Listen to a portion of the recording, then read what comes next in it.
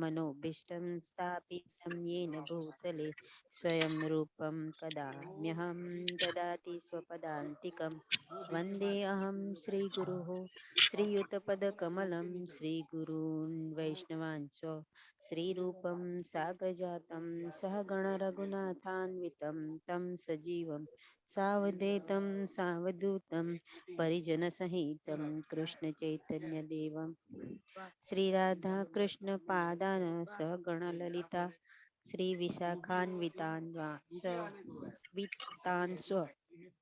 हे कृष्ण करुणा सिंधु दीनबंधो जगतपते गोपेश गोपिका कांत राधा कांत नमोस्तुते तप्त कांचन गौरांगिनी श्री राधे वृंदावनेश्वरी वृषभानुसुते देवी प्रणमामि हरिप्रिये वाञ्छाकल्पतरुभ्यश्च कृपा सिन्धु च एव च पतितानां पावनेभ्यो वैष्णवेभ्यो नमो नमः श्री नम कृष्ण। ओं विष्णुपादाय कृष्णप्रेष्ठाय भूतले श्रीमते भक्तिवेदांत स्वामिना इति नामिने नमस्ते सारस्वते देवी गौरवाणी प्रचारिणे निर्विशेष शून्यवादी पाश्चात्य देशतारिणे जय श्री कृष्ण चैतन्य प्रभु नित्यानंद श्री अद्वैत गदाधर श्रीवासादि गौरभक्तवृंद हरे कृष्णा कृष्ण कृष्ण हरे हरे हरे राम राम राम हरे हरे हरे कृष्ण। हरे कृष्ण माताजी, धन्यवाद माताजी। हरे कृष्ण सर्वे भक्तोने। હું સૌને મ્યુટ કરી દઉં છું, આપ બી પ્લીઝ આપને પોતાને મ્યુટ રાખજો।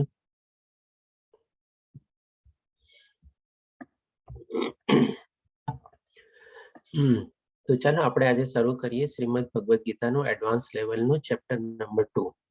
લાસ્ટ વીક આપણે શનિવાર રવિવારે ચેપ્ટર 1 આપણે વિશ્લેષ કરીને જોયું, આપણે ડિટેલમાં જોયું, અને અત્યારે એ સૌ જાણ્યા પછી આપણે અત્યારે ક્યાં ઊભા છીએ, આપ સૌએ મને જવાબ આપવાનો છે। આપણે અત્યારે સૌ ક્યાં ઊભા છીએ, આપણે કેવી રીતે સમજવાનું છે આપણી પોતાની જાતને, કઈ જગ્યાએ આપણે ઊભા છીએ? હરે કૃષ્ણ પ્રભુ। હાજી, યુદ્ધ ભૂમિની વચ્ચોવચ્ચ। એક્ઝેક્ટલી, हरे બરોબર कृष्ण अर्जुन ની जगह पर અર્જુનની અર્જુનની બરોબર જગ્યા પર બરોબર એકદમ બસ। કારણ કે આપણે સમજ્યા હતા કે 3 જણા લોકો આ ભગવદ ગીતાનું જ્ઞાન મેળવે છે, અર્જુનને ડાયરેક્ટલી સંભળાવે છે ભગવાન શ્રી કૃષ્ણ, ત્યારબાદ આપણે સંજયને જે દિવ્ય ચક્ષુ મળ્યા હતા એ પ્રમાણે એ સાંભળે છે, જોવે છે અને અનુભવે બી છે, અને સાથે સાથે એ પોતાના પ્રમાણે ધૃતરાષ્ટ્રને સંભળાવે છે, અને આપણે ત્રણેયની દશા બી જોઈ હતી કે કેવી રીતે લોકોની ગતિ થઈ। તો આપણે અત્યારે સમજવાનું છે આપણી પોતાની જાતને અર્જુનની જગ્યાએ આપણને પોતાને મૂકવાના છે, અને જગ્યા એટલે કે આજુબાજુ જે જગ્યા અથવા જે લોકો આપણે જોવાનું છે કે આજુબાજુ આપણી બધા બી આ ભૌતિક જગત જે બધું છે એમાં આપણા સંબંધો, ચીજ વસ્તુઓ, આ તે બધું જે છે, કારણ કે નોર્મલી આપણે ભૌતિક દુનિયામાં શું હોય છે, 3 ચીજોનું એટ્રેક્શન હોય છે, માણસોનું એટ્રેક્શન હોય છે, ચીજ વસ્તુનું એટ્રેક્શન હોય છે, અને જગ્યાનું એટ્રેક્શન હોય છે। તો જગ્યા આપણે સમજવાની છે કે આપણે અત્યારે યુદ્ધ ભૂમિની વચ્ચોવચ્ચ ઉભા છીએ, અને માણસો એટલે કે આપણી સામે અત્યારે જે બધા મનુષ્યો, આપણા રિશ્તેદારો, આપણા જે બધા ઉભા છે એવી રીતે આપણે સમજવાનું છે। અને વસ્તુઓ એટલે કે આ બધી જેટલી આપણે ભૌતિક દુનિયામાં આપણી આજુબાજુ બધી વસ્તુઓ, નિર્જીવ વસ્તુઓ જે આવેલી છે એ। તો આ રીતે આપણે પોતાની જાતને મહેસૂસ કરવાનો છે અર્જુનની જગ્યાએ, અને એ રીતે આપણે અવલોકન કરવાનું છે, અને એ રીતે આપણે નિરીક્ષણ કરવાનું છે। તો જે પ્રમાણે ભગવાન શ્રી કૃષ્ણ આપણને આ બીજા અધ્યાયમાં જે મહત્વપૂર્ણ જ્ઞાન દેશે એ આપણે બહુ સરસ રીતે સમજી શકશું, અને એને આપણને આચરવામાં પણ બહુ સરસ ફાયદો થશે। કારણ કે જો સરસ રીતે સમજેલું હશે, માઇન્ડમાં ઉતરેલું હશે, તો પછી એને આચરણ કરવામાં કોઈ આપણને દુવિધા કે કોઈ જાતનું રહેશે નહીં। તો આ રીતે આપણે જોઈએ કે પહેલા અધ્યાયમાં જે આપણે એકવાર સારાંશ રૂપે જોઈ લઈએ। સૌપ્રથમ અર્જુનને કરુણા હતી કે ભાઈ બધા લોકોને, મારા રિશ્તેદાર લોકોને, મારા ઓળખીતા પાળખીતા, મારા ગુરુજનો, મારા પ્રિયજનો, મારા પુત્રો બધાની સામે મારે યુદ્ધ લડવું પડશે, અને એ લોકોનો વધ કરવો પડશે, એટલે કે એના હૃદયમાં કરુણા અથવા દયા જાગે છે। પછી એને થાય છે કે માની લો આ બધાની સામે યુદ્ધ કરી બી લઉં અને મારી બી નાખવું તો મને શું આનંદ મળશે? આ રાજ્યો ભોગવી તો નહીં શકું એને। આપણે એમાં સરસ મજાનું દ્રષ્ટાંત બી લીધું, તો આપણે એક જેમ કે છોકરો નાના બર્થડે સેલિબ્રેટ કરતો હોય, અથવા આપણે લગ્ન પ્રસંગમાં બધાને આપણે બોલાવ્યા હોય એવી રીતે, પછી ત્રીજો એનો પ્રશ્ન હતો કે ભાઈ હું પાપ કરવા જઈ રહ્યો છું, એટલે કે એને લાગે છે કે ભાઈ હું ગુરુ હત્યાનું મને પાપ ચડશે, મારા પિતાના જે ભીષ્મ પિતામહ છે એ બધાને હું મારીશ તો એનું પણ મને પાપ ચડશે. અને પાપની ઓર આગળ વિચારતા થાય છે કે ભાઈ કૌટુંબિક પરંપરાઓ જે છે એ તૂટી જશે. અને બહુ આખું એનું લાંબુ વિશ્લેષણ કરીને ભગવાન શ્રી કૃષ્ણની સામે એક કે કાલ્પનિક દ્રશ્ય પ્રગટ કરે છે કે ભાઈ કેવી રીતે કૌટુંબિક પરંપરાઓ તૂટી જશે, કે ભાઈ બધા યોદ્ધાઓ મારી જશે, એ લોકોના પરિવારનો ખ્યાલ કોણ રાખશે, એમાં વૃદ્ધો, બાળકો, સ્ત્રીઓ બધા છે. સ્ત્રીઓ કદાચ દૂષિત થાય તો વણસંકર પ્રજા પેદા થાય, વણસંકર પ્રજાનો સંખ્યા વધે તો પછી એ લોકોને પિંડદાન કોણ આપે, પિંડદાન કોણ ન આપી શકે તો એ લોકોની સદગતિ કેવી રીતે થાય. એવી રીતે માને છે કે આપણી બધી કૌટુંબિક પરંપરાઓ તૂટી જશે. અને આ બધા પ્રશ્નોના કારણે એના મનમાં કન્ફ્યુઝન અને ડાઉટ હતું કે ભાઈ મારે યુદ્ધ કરવું કે ન કરવું, અને કરવું તો શું કામે કરવું. આ આપણે પહેલા અધ્યાયમાં જોયું, અર્જુનનું નિરીક્ષણ હતું એ રીતે. હવે આપણે જોઈએ બીજા અધ્યાયમાં આપણે સારાંશ રૂપે. સારાંશ આને એટલા માટે કહેવામાં આવે છે કારણ કે સૌ પ્રથમ અર્જુનના જેટલા પ્રશ્નો હતા એ બહુ સંતોષકારક રીતે ભગવાન શ્રી કૃષ્ણ એને ડિટેલમાં સમજાવે છે. અને સાથે સાથે પછી અર્જુનનો 54મા શ્લોકમાં પ્રશ્ન થાય છે કે ભાઈ સ્થિત પ્રજ્ઞ માણસની વ્યાખ્યા શું, એનું આચરણ શું, એ કેવી રીતે વર્તે. તો એના બારામાં ભગવાન શ્રી કૃષ્ણ બાકીના જે 18 અધ્યાયનું જે સમરાઇઝમાં છે એ 18 શ્લોકમાં કહી દે છે, શ્લોક નંબર 55 થી લઈને 72 ની અંદર. એટલા માટે બે રૂપે આપણે આને કહી શકીએ કે આપણે ગીતાનો સારાંશ. તો હવે આપણે આગળ વધીએ કે આપણે પણ એ જ્ઞાન, અમૂલ્ય જ્ઞાન છે, આપણે મેળવવાની કોશિશ કરીએ. અર્જુનની જગ્યાએ આપણે પોતાની જાતને મૂકવાનું છે. સૌથી પહેલા તો આપણે જોઈએ કે ખામીયુક્ત દ્રષ્ટિનું પરિણામ, એટલે કે અર્જુને જે આખે દ્રશ્યને બધું જોયું એ ખામી ભરેલું હતું. ખામી ભરેલું શું કામે હતું એ આપણે પોતે આપણી પોતાની જાતને ત્યાં મૂકીને હવે સમજીએ આપણે કે સૌ પ્રથમ તો શું પોતાની દ્રષ્ટિ પ્રમાણે અવલોકન કરવાથી ઘણીવાર હતાશા થાય છે. હવે આ જે બધી ચીજને છે ને આપણે પ્રેક્ટિકલી આપણી પોતાની સાથે કનેક્ટ કરીને આપણે સમજવાની છે. કારણ કે આપણે આ જે ડિટેલમાં સ્ટડી કરીએ છીએ એનો મેઇન એનો ધ્યેય અથવા એનો જે મેઇન ભાવ જે છે એ જ છે. કારણ કે આજની તારીખમાં બી એની પ્રેક્ટિકલિટી આપણે કેવી રીતે આપણે ઇમ્પ્લિમેન્ટ કરી શકીએ, આચરણ કરી શકીએ એ રીતે આપણે સમજવાનું છે. તો જેમ કે આમાં સૌથી પહેલા કીધેલું છે કે ભાઈ પોતાની દ્રષ્ટિ પ્રમાણે, એટલે કે શું છે આપણે બધા પોતપોતાની દ્રષ્ટિ પ્રમાણે છે ને બધું જોઈએ છીએ, અવલોકન કરીએ છીએ અને એના પ્રમાણે જ આપણી સમજ થઈ જાય છે. એટલે કે આને આપણે સાયકોલોજીની ભાષામાં કહીએ ને તો આને કહેવાય છે માઇન્ડ મેપિંગ. એટલે કે આજે એક માની લો આપણે એક લઈએ કે નકશો. હવે એક નકશો હોય એમાં તો ખાલી દોરી લાઈન ને બધું કરેલું હોય ને, પણ હવે જોવાની બધાની દ્રષ્ટિ કેવી હોય છે, જેવું એમાં માની લો એક અક્ષર નથી લખેલો, ખાલી એક આપણી સામે એક વર્લ્ડ મેપ છે, એમાં વર્લ્ડ મેપ અક્ષરમાં બી નથી લખેલું, ખાલી એમાં બધી લાઈનો ને એ બધી દોરેલી છે. તો આપણે શું કહીએ છીએ, જેવો આપણને મેપ દેખાય ને તરત આપણે બોલી દઈએ અરે આ તો વર્લ્ડ મેપ છે.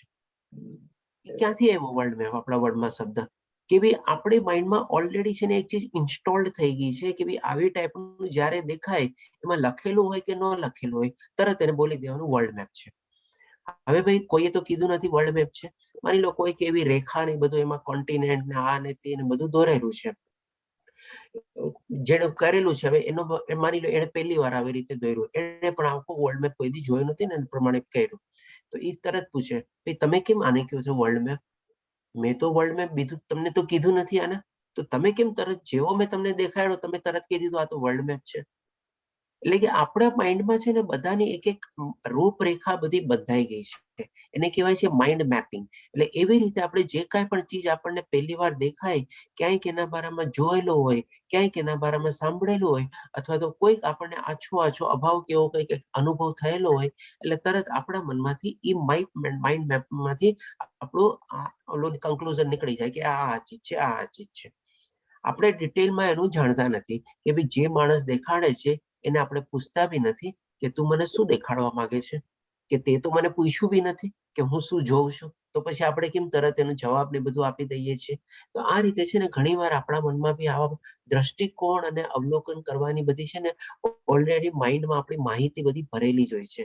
આટલા વર્ષો આપણે જિંદગીના થઈ ગયા, ઘણા બધા એવા કચરા રૂપે આપણે છે ને ડસ્ટબિનમાં બધું ભરેલું હોય છે, એ પ્રમાણે આપણે એનું અવલોકન કરીએ છીએ. એટલે કે સૌથી ઇમ્પોર્ટન્ટ ચીજ છે કે ભાઈ જે ચીજ આપણને દેખાય છે, સંભળાય છે, અથવા જે આપણે અનુભવેલી છે એ ચીજ હકીકત છે, એના સિવાય બધી ચીજ વ્યર્થ છે અથવા ખોટી છે એ સમજવું ન જોઈએ. આપણે માઇન્ડને ઓપન રાખવું જોઈએ. કોઈ આપણને મેપ દેખાડ્યો, બરાબર છે, ઓકે, આપણે આરામથી સરસ રીતે એને જોવાનું. પછી જયારે આપણને પૂછે ને તમને આમાં શું દેખાય છે, તમને આને તમે ક્યારે પેલા જોયું છે, તમને આમાં કેવી રીતે તમે આનો અનુભવ કર્યો છે, ત્યારે જઈને આપણા સવાલનો આપણે જવાબ દેવાની કોશિશ કરવાની. હા, મને ખ્યાલ આવે છે આવી ટાઈપની મેં એક ચીજ કંઈક જોયેલી છે, અને મને જ્યાં સુધી ખ્યાલ છે ત્યાં સુધી કદાચ આને વર્લ્ડ મેપ કહેવાય છે. If I am not mistaken, if I am not wrong, એવી રીતે બી આપણે કહેવાનું. કારણ કે હજી સામેવાળાની પ્રતિક્રિયા તો આપણે જાણી નથી ને, એ શું કહેવા માંગે છે, શું આપણને સંભળાવવા માંગે છે, શું દેખાડવા માંગે છે એ ચીજ કરીને. તો એ પ્રમાણે જયારે પૂછે ત્યારે આપણે આપણા મેપિંગમાંથી આ પ્રમાણે જવાબ આપવાનો કે ભાઈ મને લાગે છે આ ચીજ છે, મારા અનુભવ પ્રમાણે આ ચીજ હોઈ શકે, અથવા તો મેં જોયેલું છે એ પ્રમાણે આ ચીજ હોઈ શકે. આ રીતે આપણે કરવાનું છે. હું ચેટ બોક્સ હમણાં જોતો નથી. ઓકે, અવાજ ક્લિયર છે? જેનિસ પ્રભુજીનો મેસેજ છે. એમ આઈ ઓડિબલ ક્લિયરલી? સ્ક્રીન ને બધું ક્લિયર છે આપની સામે? બરાબર છે, હા બરાબર છે. બરાબર છે. ઓકે, ધન્યવાદ. એકદમ ફર્સ્ટ ક્લાસ છે. ઓકે, ચાલો, વેરી ગુડ. ઓકે. તો આ ચીજ સૌથી પહેલી આપણી પાસે ઇમ્પોર્ટન્ટ લર્નિંગ છે. આપણે ઓપન માઇન્ડેડ બધી ચીજને જોયેલી જોઈએ. ભલે ગમે તે ચીજમાં આપણે પીએચડી કરેલું હોય તો બી આપણા માઇન્ડ મેપિંગ પ્રમાણે આપણે નહીં ચાલવાનું, ઓપન માઇન્ડ કરીને આપણે ચાલવાનું હંમેશા. સૌથી પહેલો લર્નિંગ આ છે. પછી આવે છે અવગણના, ધ્યાન ખોટી જગ્યાએ મૂકો, ધ્યાનનો અભાવ એટલે કે અવગણનાની ક્રિયા. એટલે કે આમાં શું છે, ઘણીવાર આપણે આ પણ બધી છે ને માઇન્ડ મેપિંગની જ રિઝલ્ટ છે. એટલે કે આપણને જે દેખાય છે ને આપણે એની અવગણના કરી દઈએ છીએ. ના, આ તો આમ ન હોય, ના આવી રીતે આમ તો હોવું ન જોઈએ, મેં તો આમ સમજેલું છે, મેં તો આમ જાણેલું છે, મેં તો આમ જોયેલું છે, એવી રીતે. પ્લસ પછી શું છે, આપણો ધ્યાનનો અભાવ. ધ્યાનનો અભાવનો મિનિંગ શું છે, આપણે એને સરસ રીતે ડિટેલમાં સમજી વિચારીને આપણે એનું વિશ્લેષણ કરીને એને કોશિશ નથી કરતા સમજવાની. એટલે કે એ બધી આપણો ધ્યાનનો બી અભાવ છે. આપણા lack of concentration, lack of focus છે કે ભાઈ મારે શું ચીજ જોવી જોઈએ એમાં પૂરેપૂરું જોઉં છું. કારણ કે માની લો આપણે એ જ દાખલાને કન્ટિન્યુ રાખીએ મેપને, એ મેપની અંદર તો કેટલી બધી ચીજો હોય. માની લો એમાં રિવર, માઉન્ટેનની બી એને અલગ અલગ શેડિંગ કરેલા હોય, કોન્ટિનેન્ટ અલગ શેડિંગ કરેલા હોય, કન્ટ્રી અલગ શેડિંગ કરેલા હોય, માઉન્ટેન અલગ શેડિંગ કરેલા હોય, ક્લાઇમેટિક ઝોન અલગ અલગ રીતે શેડિંગ કરેલા હોય. ઘણી બધી ચીજ એને અલગ અલગ પ્રકારના રંગોથી ને બધી રૂપરેખાથી બધું ભરેલું હોય. પણ આપણને તો ઘણી વાર શું છે, એક જ જગ્યાએ આપણું ધ્યાન જાય, તરત આપણે વર્લ્ડ મેપ જોઈએ, હો ઇન્ડિયા હાર્યું, એટલે કે આપણે ત્યાં જ આપણું ધ્યાન જાય, બીજે ક્યાંય આપણે ધ્યાન જ નથી જતું. એટલે કે આપણો શું છે, ધ્યાનનો અભાવ છે. એટલે કે આપણી ઇન્દ્રિયો પણ આપણે કહી શકીએ કે પૂરેપૂરી આપણે વાપરતા નથી એ ચીજ જોવામાં. ખાલી માઇન્ડ મેપમાં જે ભરાઈ ગયું છે એ જ પ્રમાણે આપણે જેવો દેખાય મેપ, વર્લ્ડ મેપ છે અને એમાં ઇન્ડિયા આ છે, એ જગ્યા છે, બસ પતી ગયું. એટલે કે આ બધી ચીજનો આપણે અભાવ હોય છે. બાકી તો ઘણી વાર આપણે કોઈ કન્ટ્રીને આપણે જાણતા પણ નથી નકશામાં ક્યાં છે. આખી ઘણી જગ્યાએ તો કોઈને પહેલી વાર દેખાડે છે તો ઉલટું જ કે સિંગાપુર ક્યાં આવ્યું, તો કે ભાઈ ઇન્ડિયાના વેસ્ટમાં આવ્યું. એને ખબર જ ન હોય કે ઇન્ડિયાની ઈસ્ટમાં સિંગાપુર આવ્યું છે. એવી રીતે બી હોય છે. એટલે કે આ બધું આપણો ધ્યાનનો અભાવ રીતે કહી શકીએ આપણે. પછી છે કે પૂર્વધારણા. એટલે કે પૂર્વધારણા એટલે કે શું છે, એક ટાઈપનું એઝમ્પશન માની લેવાનું, અથવા તો આપણે કહીને છે કે ભાઈ પોતાના મેપિંગના હિસાબે જ પોતે ધારણા કરી લેવાનું, અને આવી રીતે આમ થઈ શકે, એવી રીતે એમ થઈ શકે, અથવા તો ધારે અથવા તે પહેલા જ્ઞાન ધરાવતા પહેલા કરવામાં આવેલી સ્થિતિ. સંપૂર્ણ જ્ઞાન હોય એની પહેલા આપણે કંઈક ને કંઈક એઝમ્પશન કરી લેવાનું. ખામીયુક્ત સામર્થ્ય, અપૂર્ણ સમજ, ભૂલો કરવાની વૃત્તિ, ભ્રાંતિ થવાનું વલણ, છેતરપિંડી વલણ. આ ચાર ચીજ જે છે એ આપણામાં ઇનહેરન્ટ છે, આપણે કહી શકીએ. એટલે કે આપણામાં એઝ અ હ્યુમન બિંગ આપણી સાયકોલોજીમાં ચાલી જ આવે છે. સૌ પ્રથમ પહેલું તો શું કે એઝમ્પશન કરવાનું. એમાં પર્ટિક્યુલરલી આજની તારીખમાં ઘણા એવા પ્રોફેશન હોય છે કે જેમાં એ લોકો તો એઝમ્પશન ઉપર જ ચાલે છે, માન્યતા ઉપર જ ચાલે છે. જો એ માન્યતા ખોટી પડી, એઝમ્પશન ખોટી પડ્યું, તેનું આખું બધું જેને કંઈક સંશોધન કે કર્યું એ બધું આખું ખોટું પડી જાય. તો આમાં છે ને સૌથી પહેલા આપણે ચાર ખામીયુક્ત જે છે ને આપણે સરસ રીતે સમજી લઈએ. અપૂર્ણ સમજ. હવે અપૂર્ણ સમજ આપણને ક્યાંથી આવી એ આપણે સરસ રીતે આપણે સમજી ગયા કે આપણી એક માઇન્ડ મેપિંગના કારણે જ આપણને અપૂર્ણ સમજ આવે છે. આપણે એઝમ્પશન બાંધી લઈએ છીએ અને જે હકીકત છે એને પણ આપણે અવગણના કરીએ છીએ અને સ્વીકારવા રેડી નથી હોતા, અને પૂરેપૂરું એ ચીજ ઉપર આપણું ધ્યાન અથવા ફોકસ બી હોતું નથી. આ બધાના કારણે આપણે જે જોવું જોઈએ, જે સાંભળવું જોઈએ, જે બોલવું જોઈએ એ નથી કરતા, પણ આપણે બીજું જ કંઈક જોઈએ છીએ, બીજું જ સાંભળીએ છીએ, બીજું જ આપણે બોલીએ છીએ. એટલે કે આપણી અપૂર્ણ સમજ, એટલે કે આપણી બધી ઇન્દ્રિયો પણ સંપૂર્ણ રીતે વિકસિત નથી, અથવા તો એને જે રીતે જે જોવાનું હોય એ રીતે એ પર્ટિક્યુલર મોમેન્ટ ઉપર સામેવાળાની દ્રષ્ટિએ નથી જોતા. એ પોતે પોતાની દ્રષ્ટિએ જોવે છે, સાંભળે છે અને બોલે છે. પછી ડેફિનેટલી એની સમજવામાં તો ભૂલ થઈ જ હોય, એટલે કે કંઈક ને કંઈક ભૂલ કરવાનો જ છે માણસ.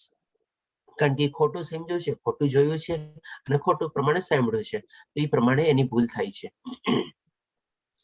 હવે એ પ્રમાણે ભૂલો કરે છે, પછી શું છે, એને ભ્રાંતિ થવાનું કારણ. ભ્રાંતિ ક્યારે થાય છે? જ્યારે એઝમ્પશન કરી લે છે, એટલે કે પૂર્વ ધારણા કરી લે છે કે આમ હોવું જોઈએ કે એમ હોવું જોઈએ, એટલે કે એ ટાઈપની ભ્રાંતિ થાય છે. એટલે કે ભ્રાંતિ એટલે કે આપણે એક ટાઈપનું કહી શકીએ કે ઇલ્યુઝન, કારણ કે માઇન્ડ ઓલરેડી વિચારી લીધું છે આમ થવાનું છે, એમ થવાનું છે, પણ એ પ્રમાણે થતું નથી, એટલે પછી પોતે ભ્રમિત થાય છે અથવા એનું ઇલ્યુઝન જે છે ભાંગી પડે છે. એના રૂપમાં આપણે એક એક્ઝામ્પલ બી છે, રણમાં ડેઝર્ટમાં આપણને જ્યારે પ્રકાશ પડતો હોય ત્યારે આપણને ત્યાં એક પાણીનું ખાબોચિયું અથવા એક તળાવ જેવું આપણને દેખાય. જ્યારે પાસે જઈને જોવે ત્યારે આપણો ભ્રમ જે છે એ ભાંગી પડે. એટલે કે આપણે શું ખોટું એઝમ્પશન કર્યું કે ભાઈ રણમાં બી આવી રીતે પાણી હોઈ શકે અને પ્રકાશ પડે છે, કારણ કે કંઈક ને કંઈક આપણી અધૂરી સમજ અને ભૂલોના કારણે બધું થાય છે. હરે કૃષ્ણ પ્રભુજી. ભ્રાંતિ એટલે ભ્રમ? ભ્રાંતિ એટલે ભ્રમ. યસ માતાજી. એટલે કે ઇલ્યુઝન, આપણને ખોટું ઇલ્યુઝન, ખોટી ચીજ દેખાય કે જે હકીકતમાં હોય નહીં. જેમાં આપણે એક્ઝામ્પલ લીધું આપણે રણમાં પાણીના ખાબોચિયાનું, એવી રીતે. ઓકે ઓકે ઓકે, ધન્યવાદ. હા, હવે આ 3 ચીજ થઈ એટલે આપણે શું સમજીએ કે ભાઈ જેમ આપણે ચાલીએ છીએ ને એવી જ રીતે સામેવાળો બી ચાલતો હોય. એટલે આપણે કંઈક ને કંઈક આપણે શું છે, આપણી ભૂલોને કવર કરવા માટે છે, અથવા તો આપણું જે ઇલ્યુઝન અથવા જે ભ્રાંતિ આપણને ખોટી થઈ ગઈ છે, આપણી જે ધારણા જે છે એ બધી ખોટી પડવા માટે, એને કવર અપ કરવા માટે આપણે પણ સામેવાળા પાસેથી કંઈક ને કંઈક આપણે એને છેતરપિંડીનું આપણે વલણ અપનાવીએ કે ભાઈ ચાલ ને હું બી આમ કહી દઉં. બહુ એવું કઈ મોટું ઘણી વાર ન હોય, જાણતા અજાણતા બી ઘણી વાર એમ થઈ જાય કે ચાલ ને એને બી ક્યાં ખબર પડવાની છે, એ બી તો મારા જેવો જ છે ને. એટલે કે આ 4 ચીજ છે ને આપણામાં ઇન્હેરન્ટ આવી જાય છે. ઘણી વાર આપણે જોજો કે ભાઈ ઓકે ચાલ ને બોલી દે ને, હવે કોને ખબર છે સાચું ખોટું, હવે કોણ ઈ પારખા કરવા જવાનો છે, ખબર નથી, પહોંચી જ ન પડે. એવી રીતે આપણે એ ટાઈપનું આપણે નાનું કારણ હોય પણ જાણતા અજાણતા બી આપણે સામેવાળાને ચેટ કે ખોટું બોલીએ કે એવું કંઈ કરી રહીએ છીએ આપણે, કે જેનું બહુ ભયંકર પરિણામ બી આવું આવતું બી નથી ને ખબર પડતું તો ચાલ્યું જાય છે. પણ એટલે કહેવાનો મતલબ એ છે કે આ 4 ચીજ છે ને માણસમાં ઇન્હેરન્ટ રૂપે આવેલી છે, એટલે કે પરંપરા રૂપે બી આવેલી છે, અને એ રીતે માણસનો સ્વભાવ ઓલરેડી થઈ ગયો છે. તો આપણે સૌથી પહેલા જો આપણે સમજવાનું જે છે કે ભાઈ આપણે પહેલા તો ઓપન માઇન્ડ રાખવાનું છે, કોઈ એવી આપણે ભ્રાંતિ અથવા ભ્રમથી આપણે ચેતતું રહેવાનું છે, અને પ્લસ સાથે સાથે એવી કોઈ પૂર્વ ધારણા નથી કરી લેવાની કે આમ જ થવું જોઈએ, એમ જ થવું જોઈએ. જેમ કે અહીંયા પૂર્વ ધારણા રૂપે આપણે એક એક્ઝામ્પલ લઈએ, અર્જુને શું કર્યું, એવી બધું ટાઈપનું પૂર્વ ધારણા અથવા એઝમ્પશન કરી લીધા કે કૌટુંબિક પરંપરાઓ તૂટી જશે. અરે ભાઈ, આટલી મોટી એઝમ્પશન અથવા આટલો મોટો રાઈનો પર્વત ઉભો કરવાની શું જરૂર હતી? જે થવાનું હશે એ થશે. અત્યારે તો તારો છે બી યુદ્ધ કરવાનું, તો બસ ઠીક છે. એટલે કે આવી ટાઈપનું આપણે પૂર્વ ધારણા ને બધી બી નહીં કરવાની. તો ડેફિનેટલી આ બધી ચીજ આપણા મનમાં આવી જાય તો પછી આ જે છેતરપિંડીનું વલણ છે એ પણ આસ્તે આસ્તે ઓટોમેટિકલી આપણામાંથી દૂર થઈ જાય. પછી આવે છે લાસ્ટમાં આપણે કે આત્મા ઓળખ દ્રષ્ટિ સામાન્ય રીતે એક પ્રકારની ઓળખને અનુસરે છે. હવે આત્મા ઓળખ એટલે દ્રષ્ટિ એટલે કે શું, એક માણસ છે ને બધામાં એક જ સરખો આત્માને જોવે છે. એ બીજું કઈ ચીજ જોતો નથી, એક્સટર્નલ ચીજને કોઈ ચીજ ઇમ્પોર્ટન્સ આપતો નથી. એટલે કે એની અંદરમાં જાય છે, ડીપમાં જાય છે, અને એનામાં જઈને આત્માના દર્શન કરે છે. તો આના ઉપરથી આપણે મોટી લર્નિંગ શું છે કે આપણે કોઈ પણ ચીજને છે ને એપરન્ટલી અથવા બહારથી ખાલી એનો જે દેખાવ હોય એ પ્રમાણે આપણે એની રૂપરેખાને બધું બાંધવાની જરૂર નથી. આપણે છે ને હંમેશા એને છે ને ડીપમાં જવાનું, એનું એનાલિસિસ કરવાનું, અને ઊંડા જેમ જેમ ઉતરીએ તેમ પ્રમાણે શું છે આપણને એક પ્રકારની ઓળખની અનુસરવા થાય કે ભાઈ એનું એસેન્સ શું છે, એનો અંદરનો ભાવ શું છે, એની અંદરનું તત્વ શું છે. આત્મા એટલે કે તત્વ જ થયું. તો એ આપણે જ્યાં સુધી કોઈ બી ચીજના તત્વ સુધી પહોંચીએ ત્યારે આપણને ખબર પડે કે હા ભાઈ આ ચીજ આપણે સરસ રીતે જાણ્યા, સરસ રીતે આપણે એને અનુભવી અથવા સરસ રીતે આપણે એને ઓળખી શક્યા.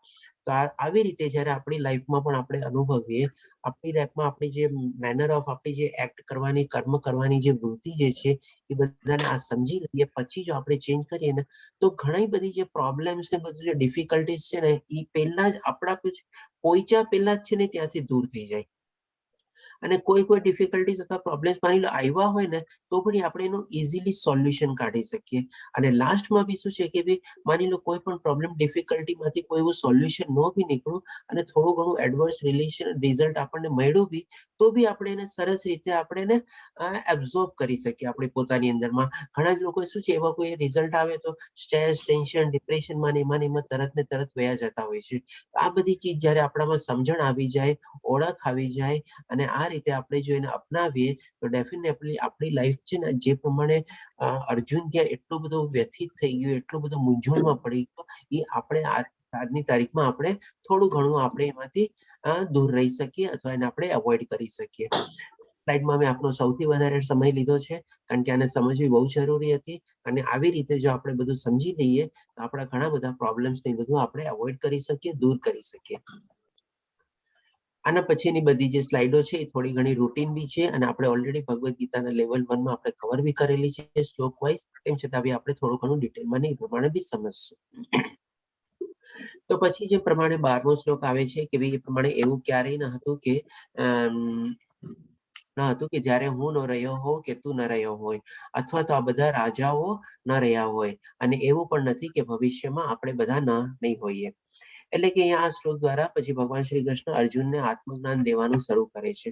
સૌ પ્રથમ કે છે કે ભાઈ એને આપણે કહીએ ને કે સાંત્વના આપવા જેવું કે થોડોક એને શાંત પાડે છે અને કે છે કે ભાઈ ઠીક છે, આપણે જેમ નાનું બાળક રોતું આવતું હોય મમ્મી પપ્પા પાસે કે ભાઈ મારું ઓલું ચીજ વયું ગયું, મારી આ ચીજ વહી જશે, મારું આ વયું ગયું, મારું ઓલું તૂટી ગયું, આવી રીતે આમ થઈ ગયું, તો આપણે શું કહીએ બાળકને, ઠીક છે બેટા બેઠ આરામથી, ઓકે. એવું નથી કે એ ચીજ વહી જશે તો નહીં આવે, ઓકે એ ચીજ જાતી હોય તો જવા દે. અથવા તો આપણે એમ કહીએ ઠીક છે એક નથી તો બીજું આવી જશે, કારણ કે આપણી પાસે જ્ઞાન હોય છે. તો એવી જ રીતે ભગવાન શ્રી કૃષ્ણ પણ અહીંયા ભગવાન અર્જુનને સૌ પ્રથમ એ જ રીતે શરૂઆત કરે છે કે બી જેમ અર્જુનને હતું ને કે આ બધા લોકો મરી જશે, આ લોકો બધાની સામે યુદ્ધ લડીશું, બાણ છોડીશું, બધા મૃત્યુ પામશે, બધાને મારા રિલેશન ને બધા ખોવાઈ જશે, તો શું કરવું મારે? એટલે કે સૌથી પહેલા એને શાંત પાડે છે કે બેટા એવું બધું કાંઈ નથી. આપણે જેમ નાના બાળકને શાંત પાડીએ કે ભાઈ નાનો બાળક રોતો આપણે આવે મમ્મી મારું ઓલું રબર પેન્સિલ લઈ લીધી ઓલા છોકરાએ, મારું આ ચીજ ખોવાઈ ગયું, મારું ઓલું ચીજ ખોવાઈ ગયું, એવી રીતે હવે મને કોણ લઈ દેશે, બીજું કેવી રીતે આવશે મારી પાસે, એવી રીતે. તો આવી બધી જે ચીજો છે ભૌતિક દુનિયાની જે બધી ચીજ વસ્તુઓ જે છે એ બધું શું છે કે ભાઈ નાશવંત જ છે. આજે નહીં તો ખાલી નાશ થવાનું જ છે, એ ટેમ્પરરી છે, પરમાનન્ટ કોઈ ચીજ નથી. તો આપણે બી છોકરાને શું કહીએ, બેટા કાંઈ વાંધો નહીં, બીજી પેન્સિલ લઈ દઈશ હું તને બીજું રબર લઈ દઈશ, અથવા તો તારું આ ચીજ ખોવાઈ ગયું છે ને કાંઈ વાંધો નહીં, આપણે થોડા વખત પછી આપણે એના કરતા ઓર સારું અને આવી રીતે આમ લઈ લેશું. આ રીતે આપણે સમજાવીએ. તો એ રીતે ભગવાન શ્રી કૃષ્ણ અહીંયા કહે છે કે ભાઈ એવું પહેલા ક્યારેય નહોતું કે આવા બધા માણસો નહોતા અને આ બધા જે રાજાઓ બી જે છે તારે આજે છે અને એવું બી થશે કે ભવિષ્યમાં પણ એ લોકો બધા રહેવાના છે. એટલે કે એના માટે આપણે દુઃખ અથવા તકલીફ લેવાની જરૂર નથી. જે પ્રમાણે આપણે નાના બાળકને સમજાવીએ છીએ એ રીતે આપણે સમજવાનું છે કે આ બધા શરીર તો નાશવંત જ છે, આજે નહીં તો કાલે નાશ પામવાના છે, એનું શું ઇમ્પોર્ટન્સ છે. પછી જોઈએ 13મા શ્લોકમાં ભગવાન શ્રી કૃષ્ણ કહે છે કે જેવી રીતે દેહધારી આત્મા વર્તમાન શરીરમાં કુમાર અવસ્થામાંથી યુવાવસ્થા અને પછી વૃદ્ધાવસ્થામાં એમ નિરંતર પસાર થતું રહે છે, તેવી જ રીતે મૃત્યુ પછી આત્મા બીજા શરીરમાં પ્રવેશે છે. ધીર પુરુષ આવા પરિવર્તનથી મૂંઝાતો નથી. હવે આ ચીજ સમજવા માટે બી આપણે લેવલ 1 માં બહુ સરસ રીતે એક્ઝામ્પલ દ્વારા સમજ્યું હતું કે ભાઈ આપણે માની લો પહેલા મહિના એક બાળકનો નવજાત જન્મ થયો અને પહેલા મહિનાથી લઈને 1 વર્ષ કમ્પ્લીટ થાય એટલે 12મા મહિના સુધીના ફોટા લઈએ, 12 ફોટા. પછી એનો દર વર્ષે આપણે ફોટો લેતા જઈએ. તો આપણે જે પહેલા મહિનાનો ફોટો હોય અને માની લો એક માણસની 50 વર્ષની ઉંમરમાં છે તો 50મી વર્ષે જે ફોટો લીધો હોય એ બેમાં કોઈ સિમિલારિટી હોય નહીં. કોઈ પણ જોઈને કહી દે કે ના ભાઈ મને તો આમાં દેખાતું નથી, મને કોઈ આમાં સમજણ પડતી નથી. જો એ આપણે પહેલી વાર ફોટો જોતો હોય તો અને આપણને ઓળખતો હોય કે કાંઈનો કરતો હોય તો, પણ જ્યારે આપણે કહીએ કે આ મારો પહેલા મહિનાનો ફોટો છે, આ મારો 50મી વર્ષનો ફોટો છે, ત્યારે જેને પણ કે ઓહ હવે તો આ મળતું લાગે છે, એટલે કે છે ને એ લોકોમાં પણ એ પ્રમાણેની બધી માઇન્ડ મેપિંગ બની ગઈ હોય છે કે જ્યારે એવા સિમિલર ફોટા દેખાય મળતું હોય કે ન મળતું હોય, જે મેં આપણે કીધું ને ઓલી સ્લાઇડમાં, એવી ભ્રાંતિ બાંધી લે, ભ્રમ બાંધી લે, અને પછી પ્રમાણે આપણને બી એ પ્રમાણે કહેતો જાય, ઓ હા, હજુ તો આ નાકેના જેવું જ લાગે છે, આ નાકાના જેવું જ લાગે છે. 50 વર્ષમાંના ફોટામાં અને 1 મહિનાના ફોટામાં કાંઈ ન મળતું હોય, બધું જ આખું બદલાઈ ગયું હોય. કારણ કે આપણે જે સાયન્સમાં જાણીએ છીએ જે પ્રમાણે કે દર સેકન્ડે આપણા લાખો ને કરોડો કોષો મૃત્યુ પામે છે અને લાખો ને કરોડો નવા કોષો એટલે કે સેલ જન્મ પામે છે. અને in terms of the science દર 7 વર્ષે આપણું આખું બોડી ચેન્જ થઈ જાય છે. એક પણ સેલ એવો બચ્યો નથી હોતો કે જે જૂનો સેલ જીવિત હોય છે અને નવો સેલ જન્મો નથી હોતો. 7 વર્ષની અંદર આખા બધા સેલ આપણા મરી ગયા હોય છે અને બધા નવા સેલ આપણા પુનઃનિર્માણ પામેલા હોય છે. એટલે કે ડેફિનેટલી કોઈ ચીજ આપણે સિમિલરિટી જેવી લાગે જ નહીં, આપણે કહી શકીએ. એક ખાલી આપણા જે છે ને થંબ ઇમ્પ્રેશન મોરલેસ આપણી સેમ રહે છે, બાકી કોઈ ચીજ સેમ રહેતી નથી આપણે કહીએ તો. તો આ રીતે આપણે જોઈએ છીએ. ઇવન આપણે તમે પાસપોર્ટમાં બી તમારો દર 5-5 વર્ષે જ્યારે રિન્યુ કરાવીએ છીએ ત્યારે તમે જોજો સૌથી પહેલો પાસપોર્ટ જે 20 વર્ષ 25 વર્ષ પહેલાનો જે ફોટો હોય અને પછીનો જે અત્યારનો 30 વર્ષ પછીનો જે પાસપોર્ટ હોય, એ ફોટામાં તમને ઘણી વાર કોઈ સિમિલરિટી લાગશે જ નહીં. તો કારણ કે શું છે, બધું એક્સટર્નલ એપિરિયન્સ છે. ઇન્ટરનલી ઘણી વાર કોક ચીજ આપણને હોઈ શકે, જેમ કે અંદરની રેટિના ને બધું હોય, એટલા ડીપમાં જેને કોઈ જોવે તો કદાચ એ લોકોને લાગે, બાકી એપરન્ટલી ફોટો જોવાથી કોઈને કોઈ સેમ લાગે જ નહીં આપણે. તો આ રીતે આપણે સમજીએ છીએ. ભગવાન શ્રી કૃષ્ણ કહે છે કે ભાઈ કુમાર અવસ્થા જે પ્રમાણે આપણે મોટા થઈએ છીએ એ પ્રમાણે આપણું શરીર ચેન્જ થતું રહે છે. આપણે જન્મ પામીએ છીએ, મોટા થઈએ છીએ, વૃદ્ધ થઈએ છીએ અથવા તો એડલ્ટ થઈએ છીએ. એ રીતે આપણે કુમાર અવસ્થાથી યુવાવસ્થા, યુવાવસ્થાથી વૃદ્ધ અવસ્થા, એટલે કે નિરંતર પસાર થતો રહે છે. કોણ નિરંતર પસાર થતો રહે છે? આપણો આત્મા. આપણું શરીર તો ત્યાં ને ત્યાં ઘડીએ મૃત્યુ પામે છે, સેકન્ડે મૃત્યુ પામે છે. એટલે કે એમાં કોઈ શોક કરવા જેવો નથી, આ પરમાનન્ટ મળી જશે. પણ એની અંદર જે આત્મા જે છે એ નિરંતર પસાર થતો રહે છે અને પછી જ્યારે એ દેહ છોડે છે ત્યારે બીજા આત્મામાં પ્રવેશી જાય છે. અને જે માણસ આખી પ્રક્રિયાને જાણી ગયો હોય છે એના માટે એને કોઈ પરિવર્તનથી એનાથી મૂંઝાતું નથી, અથવા તો એને કોઈ ટેન્શન, સ્ટ્રેસ, ટેન્શન કોઈ લાગતું નથી. એટલે કોઈ બી મરી ગયું હોય તો ભાઈ ઠીક છે, એ સમજે છે કે ભાઈ આત્માની પરિસ્થિતિ છે, એક શરીર છોડીને બીજા શરીરમાં જવાનું છે. એટલે for the time being, for the sake of practicality, એ જાય કોઈ શોક સભામાં કે એમાં ઓકે, થોડું ઘણું આપણે મોઢું એવી રીતે કરે અને થોડું ઘણું બે સાંત્વનાના શબ્દો આપે અને પછી પોતે એ પ્રમાણે ત્યાંથી નીકળી જાય. કારણ કે એટલો શોક એને લાગતો નથી. આ રીતે ભગવાન શ્રી કૃષ્ણ કહે છે.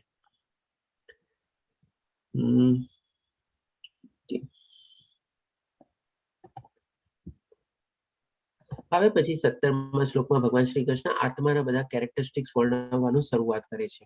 તો અહીંયા પેલા કહે છે કે જે સમગ્ર શરીરમાં વ્યાપક છે તેને જ તું અવિનાશ જાણ. તે અવિનાશી આત્માનો નાશ કરવા કોઈ જ સમર્થ નથી. એટલે કે અહીંયા ભગવાન શ્રી કૃષ્ણ એક પેલાને સમજાવી દીધું નાના બાળકની જેમ કે ભાઈ બેટા કાંઈ વાંધો નહીં, બીજું આવી જશે. એવું નથી કે પેલા નહોતું ને આજે નહોતું ને એવી રીતે. પછી એને આસ્તે આસ્તે સમજાવે છે કે બેટા જો તારી પાસે પેલા આ ટાઈપનું ઇરેઝર હતું, હવે એ ટાઈપનું ઇરેઝર છે ને હવે આઉટડેટેડ થઈ ગયું છે, જૂનું થઈ ગયું છે, હવે ઓમી તારે વહેલું મોડું તો બદલવાનું જ હતું. એટલે એ રીતે પછી કે છે કે ભાઈ ઠીક છે, આપણે જેમ આત્મા એક શરીરમાંથી બીજા શરીરમાં જાય છે ને એક શરીરમાંથી યુવાવસ્થાથી લઈને વૃદ્ધાવસ્થામાં નિરંતર પસાર થતો રહે છે. એવી રીતે બાળકને સમજાવીએ આપણે કે ભાઈ ઇરેઝર જૂનું થઈ ગયું હતું, એ પેન્સિલ તો અમે હવે મુઠ્ઠી થઈ ગઈ હતી, એમાંથી અણી નીકળતી નહોતી, બરાબર, એટલે કે હવે એવી રીતે આપણે એને ડિસ્કાર્ડ કરવાની જ હતી. તો એ જાતી હોય તો જવા દે. હું એ જ એક્ઝામ્પલને બધાને કન્ટિન્યુ રાખતો રહીશ કે જેથી કરીને આપણને સમજાતું જાય. પછી હવે આવે છે મેઇન ઓલા ઉપર, તત્વો ઉપર આપણે કે ભાઈ જે સમગ્ર શરીરમાં વ્યાપક છે, એટલે કે બધા શરીરની અંદરમાં રહેવાનું છે અને એ અવિનાશી છે અને એના સિવાય બીજું કોઈ અવિનાશી ચીજ છે નહીં અને આત્માનો નાશ કરવા કોઈ સમર્થ છે નહીં. એટલે કે હવે આસ્તે આસ્તે જેમ માતા બાળકને કે બેટા ઈ જે ઇરેઝર વહી ગયું ને, તારું પેન્સિલ વહી ગઈ ને, એમાં કઈ હતું નહીં, એ તો બીજી બી આવી જશે, કારણ કે એ પરમાનન્ટ નથી ગઈ. એના જેવી તો બીજી ઘણી બધી ચીજ મળી જશે, એના કરતા સારી ચીજ મળી જશે. એટલે એ રીતે આપણને અહીંયા ભગવાન શ્રી કૃષ્ણ પણ સમજાવે છે કે જે બધા શરીરો જે છે એ બધા શરીર તો નાશવંત જ છે, પણ એની જાણે અંદરમાં જે આત્મા જે છે એ અવિનાશી છે અને એનો નાશ કરવા કોઈ સમર્થ નથી. એટલે કે તું પણ સમર્થ નથી. એટલે કે અર્જુનને હવે કહે છે કે ભાઈ તું જે બાણ ને બધું ચલાવવાનો છે એનાથી જે નાશ પામવાનું છે ટેમ્પરરી ચીજ નાશ પામવાની કરવાની છે, પણ એની અંદર જે મેઇન આત્મા છે, જે છે મેઇન તત્વ જે છે એ અવિનાશી છે અને એનો નાશ કરવા કોઈ સમર્થ નથી. નથી તારામાં કેપેસિટી, કે નથી કોઈનામાં કેપેસિટી, કે નથી તારા બ્રહ્માસ્ત્રમાં એ કેપેસિટી, કે નથી કોઈ બી એવા બાણમાં તારી કેપેસિટી કે જે આત્માનો જઈને નાશ કરી શકે. તો પછી તારે દુઃખ શું કામે કરવાનું? હવે પછી ભગવાન શ્રી કૃષ્ણ આગળ સમજાવે છે એને 22મા શ્લોકમાં કે જે રીતે મનુષ્ય જૂના વસ્ત્રો ત્યજીને નવા વસ્ત્રો ધારણ કરે છે, તેવી રીતે આત્મા જૂના તથા વ્યર્થ શરીરો ત્યજીને નવા ભૌતિક શરીર ધારણ કરે છે. હવે આ ચીજ બહુ સરસ રીતે ભગવાન શ્રી કૃષ્ણ અર્જુનને એક્ઝામ્પલ દ્વારા સમજાવે છે કે ભાઈ જેમ મનુષ્ય એના જૂના કપડા, આઉટડેટેડ કપડા જે સાઇઝમાં ન થતા હોય, ફાટી ગયા હોય, ડિસ્કલર થઈ ગયા હોય, અથવા તો ફેશનમાં અથવા ટ્રેન્ડમાં ન હોય, જેમ આપણે કપડા કાઢતા રહીએ રેગ્યુલરલી, એવી રીતે આપણે શું કરીએ આત્મા બી જ્યારે એક શરીર વૃદ્ધ થઈ ગયું છે, નકામું થઈ ગયું છે અને એ મૃત્યુ પામવાનું છે અથવા છોડી દેવાનું છે, એ પ્રમાણે આત્મા એમાંથી નીકળી એટલે કે એ કપડાને ડિસ્કાર્ડ કરી દીધા, જૂના કપડા હતા ફેંકી દીધા, એને આપણે બાળી નાખ્યા કે ક્યાંક ડોનેટ કરી દીધા અને પછી આત્મા પાછા નવા ફ્રેશ કપડામાં આવી જાય છે. તો આ રીતે ભગવાન શ્રી કૃષ્ણ કમ્પેરિઝન આપીને સમજાવે છે. ફરીથી આપણે એ જ એક્ઝામ્પલ લઈએ, જેમ માતા પછી બાળકને કહે બેટા તારું એ શર્ટ ને કપડું વયું ગયું, તેમાં શું વાંધો છે? કાંઈ વાંધો નહીં, ઓકે આપણે બીજું શર્ટ લઈ લેશું. ઓમી શર્ટ હવે થોડું ડિસ્કલર થઈ ગયું હતું, ફેડ થઈ ગયું હતું અને આજની તારીખમાં એ જરાક એનું ટ્રેન્ડ ચેન્જ થઈ ગઈ હતી, કારણ કે એમાં મારી લો આ ટાઈપનો કોલર હતો, ઓલા ટાઈપનો કોલર હતો, આમ બટન હતા, કેવી રીતે, તો એ જવા દે ને, આપણે બીજું શર્ટ સરસ રીતે આજની સાઈઝ અથવા ફેશન પ્રમાણે બનાવશું અને સરસ મજાનો આ રીતે મેચિંગ ટાઈપનું કલર ની પ્રમાણે લેશું. તો એ રીતે ભગવાન શ્રી કૃષ્ણ પણ એને સમજાવે છે કે એ બધા જૂના વસ્ત્રો જે છે, આ તારી સામે આજે બધા શરીરને બધા ઊભા છે, આ બધા આઉટડેટેડ થઈ ગયા છે, હવે એ નીકળવાને માટે જ લાયક છે, કારણ કે એ લોકોને પણ એક સમય આવી ગયો છે કે આપણા જેટલા શ્વાસ છે ને એ બધા ગણાઈને આપણે અહીંયા આવ્યા હોય છે ભૌતિક દુનિયામાં, એક શ્વાસ બી આપણે એનાથી વધારે નથી લઈ શકતા. આપણે થોડા ઘણા લોકો જે યોગીની બધા હોય છે એ પોતાના પ્રાણાયામની કરીને આપણે શ્વાસની જે લંબાઈ હોય છે એ થોડી એક્સટેન્ડ કરે છે, એટલે પણ શ્વાસ નથી વધતા, ખાલી શ્વાસની લંબાઈ અથવા ડ્યુરેશન વધે છે. એકવાર શ્વાસ અંદર જાય ને એકવાર શ્વાસ બહાર આવે, એ પ્રમાણે એની લંબાઈ વધારે છે, એટલા માટે આપણને લાગે છે કે એનું આયુષ્ય વધી ગયું. બાકી અધરવાઇઝ શ્વાસની ગણતરી તો એની ઈ જ રહેવાની છે, એ ચેન્જ નથી થવાની. તો આ રીતે જેમ બધા સામે તારે બધા ઊભા છે એ લોકો નાશવંત જ છે, આજે નહીં તો કાલે મરવાના જ છે અને અત્યારે તું ખાલી નિમિત્ત તરીકે છો, તો બધાને પ્રમાણે તું નાશ કર. અને જેમ જૂના કપડા ચેન્જ કરીએ છીએ એવી રીતે બધા કપડા ચેન્જ થઈ જશે. આ રીતે ભગવાન શ્રી કૃષ્ણને આત્મા માટેની બીજા એનું ફીચર સમજાવે છે કે આત્મા એક દેહ છોડીને બીજું દેહ લે છે, જસ્ટ એક એવી રીતે આપણે પોતાનું કપડું ચેન્જ કરીએ છીએ, વસ્ત્ર ચેન્જ કરીએ છીએ અને નવું વસ્ત્ર ધારણ કરીએ છીએ એ રીતે. કારણ કે શું આપણું જૂનું વસ્ત્ર outdated, discolour, discard, out of fashion, ફાટી ગયું હોય કે એવી રીતે થઈ ગયું હોય, તો એ પ્રમાણે આ શરીર બી પ્રમાણે હવે વૃદ્ધ થઈ ગયું છે, ફાટી ગયું છે કે ગાયબી થઈ ગયું છે એ રીતે. આ રીતે ભગવાન શ્રી કૃષ્ણ 22મા શ્લોકમાં એ સમજાવે છે. પછી 23મા શ્લોકથી લઈને 25મા શ્લોક સુધી ભગવાન શ્રી કૃષ્ણ બીજા આત્માના કેરેક્ટરિસ્ટિક્સ હજી સમજાવે છે. હવે એ પ્રમાણે ટાઈમમાં શું છે, આ શ્લોક સમજાવવાનો હેતુ આપણે એ રીતે કહી શકીએ કે એ ટાઈપમાં એવા ઘણા બધા શસ્ત્રો હતા, જેમ કે જે અર્જુન કોઈ બાણ છોડે તેમાંથી અગ્નિ નીકળે, અર્જુન કોઈ બાણ છોડે તેમાંથી વાયુ નીકળે, અર્જુન કોઈ બાણ છોડે તેમાંથી પાણી નીકળે, અર્જુન એટલું બધું બાણ છોડે કે એમાંથી મલ્ટિપલ ટાઈપના બાણ થઈ જાય અને બધા ધારદાર ને એવા અસરદાર બાણ હોય અને એકબીજાને એને સામેવાળાને છેદી જાય અથવા સામેવાળાના શરીરમાં પ્રવેશે અને એ શરીર નાશ પામે. તો એ બધું સમજાવવા માટે બી આત્માનું કેરેક્ટરિસ્ટિક માટે ભગવાન શ્રી કૃષ્ણ સમજાવે છે કે ભાઈ પહેલા તો ઓલરેડી કહી દીધું કે ભાઈ એને નાશ કરવા કોઈ સમર્થ છે નહીં. તો પછી હજુ થાય ને કે અચ્છા ચાલો હું સમર્થ નથી તો બરાબર છે, તો મારી પાસે આટલા બધા જે બધા ઓજાર ને આ બધું જે છે એનું બધું શું, આટલા બધા શસ્ત્રોની બધા જે છે એનાથી પણ સુઈ નહીં મારે, એટલે એવો ટાઈપનો પ્રશ્ન થાય. એટલા માટે અહીંયા ભગવાન શ્રી કૃષ્ણ સમજાવે છે. હવે જેમ આપણે બાળકને કહીએ ને કે કાંઈ વાંધો નહીં બેટા, બીજું નવી પેન્સિલ કે પેન આવી જશે, આ ઇરેઝર આવી જશે, ત્યારે ઓલો આપણને પ્રશ્ન પૂછે પણ મમ્મી મારી પાસે તો આ બધા આટલા જે બીજા ઇરેઝર તો 3 પડ્યા છે, તો પછી મને તો એવી ટાઈપનું ઇરેઝર જોવે છે તો મારે શું કરવું? તો આપણે શું કહીએ ને કે કઈ વાંધો નહીં બેટા, આ બધા ઇરેઝર પડ્યા છે ને એમાંથી તું બી કામ ચલાવી શકસ, અથવા તો આ બીજું બી લઈ શક, પણ જે તારું ખોવાઈ ગયું છે એના માટે તારે અફસોસ કરવાની જરૂર નથી. આ રીતે આપણે એને સમજાવવાની કોશિશ કરીએ. એ જ રીતે ભગવાન શ્રી કૃષ્ણ પણ અર્જુનને સમજાવવાની કોશિશ કરે છે કે ભાઈ તારી પાસે આ જે કાંઈ પણ જે છે એનાથી પણ એનો કોઈ દી નાશ થશે નહીં, એટલે કે આત્માનો વિનાશ અથવા તો આત્માને નાશ કરવા માટે કોઈ સમર્થ છે નહીં. તો ભગવાન શ્રી કૃષ્ણ 4 ચીજ જણાવે છે કે આ આત્માને ન તો કોઈ શસ્ત્રથી ખંડ કરી શકે છે, અગ્નિથી બાળી શકાતું નથી, પાણીથી ભીંજવી શકાતું નથી કે પવનથી સૂકવી શકાતું નથી. પહેલા આપણે આ શસ્ત્ર જોઈ લઈએ કે ભાઈ એને લાગતું હતું કે ભાઈ હું એવા બધા બાણ છોડીશ કે જેથી કરીને સામેવાળો આખું શરીરમાં ચિરાઈ જશે, આરપાર થઈ જશે.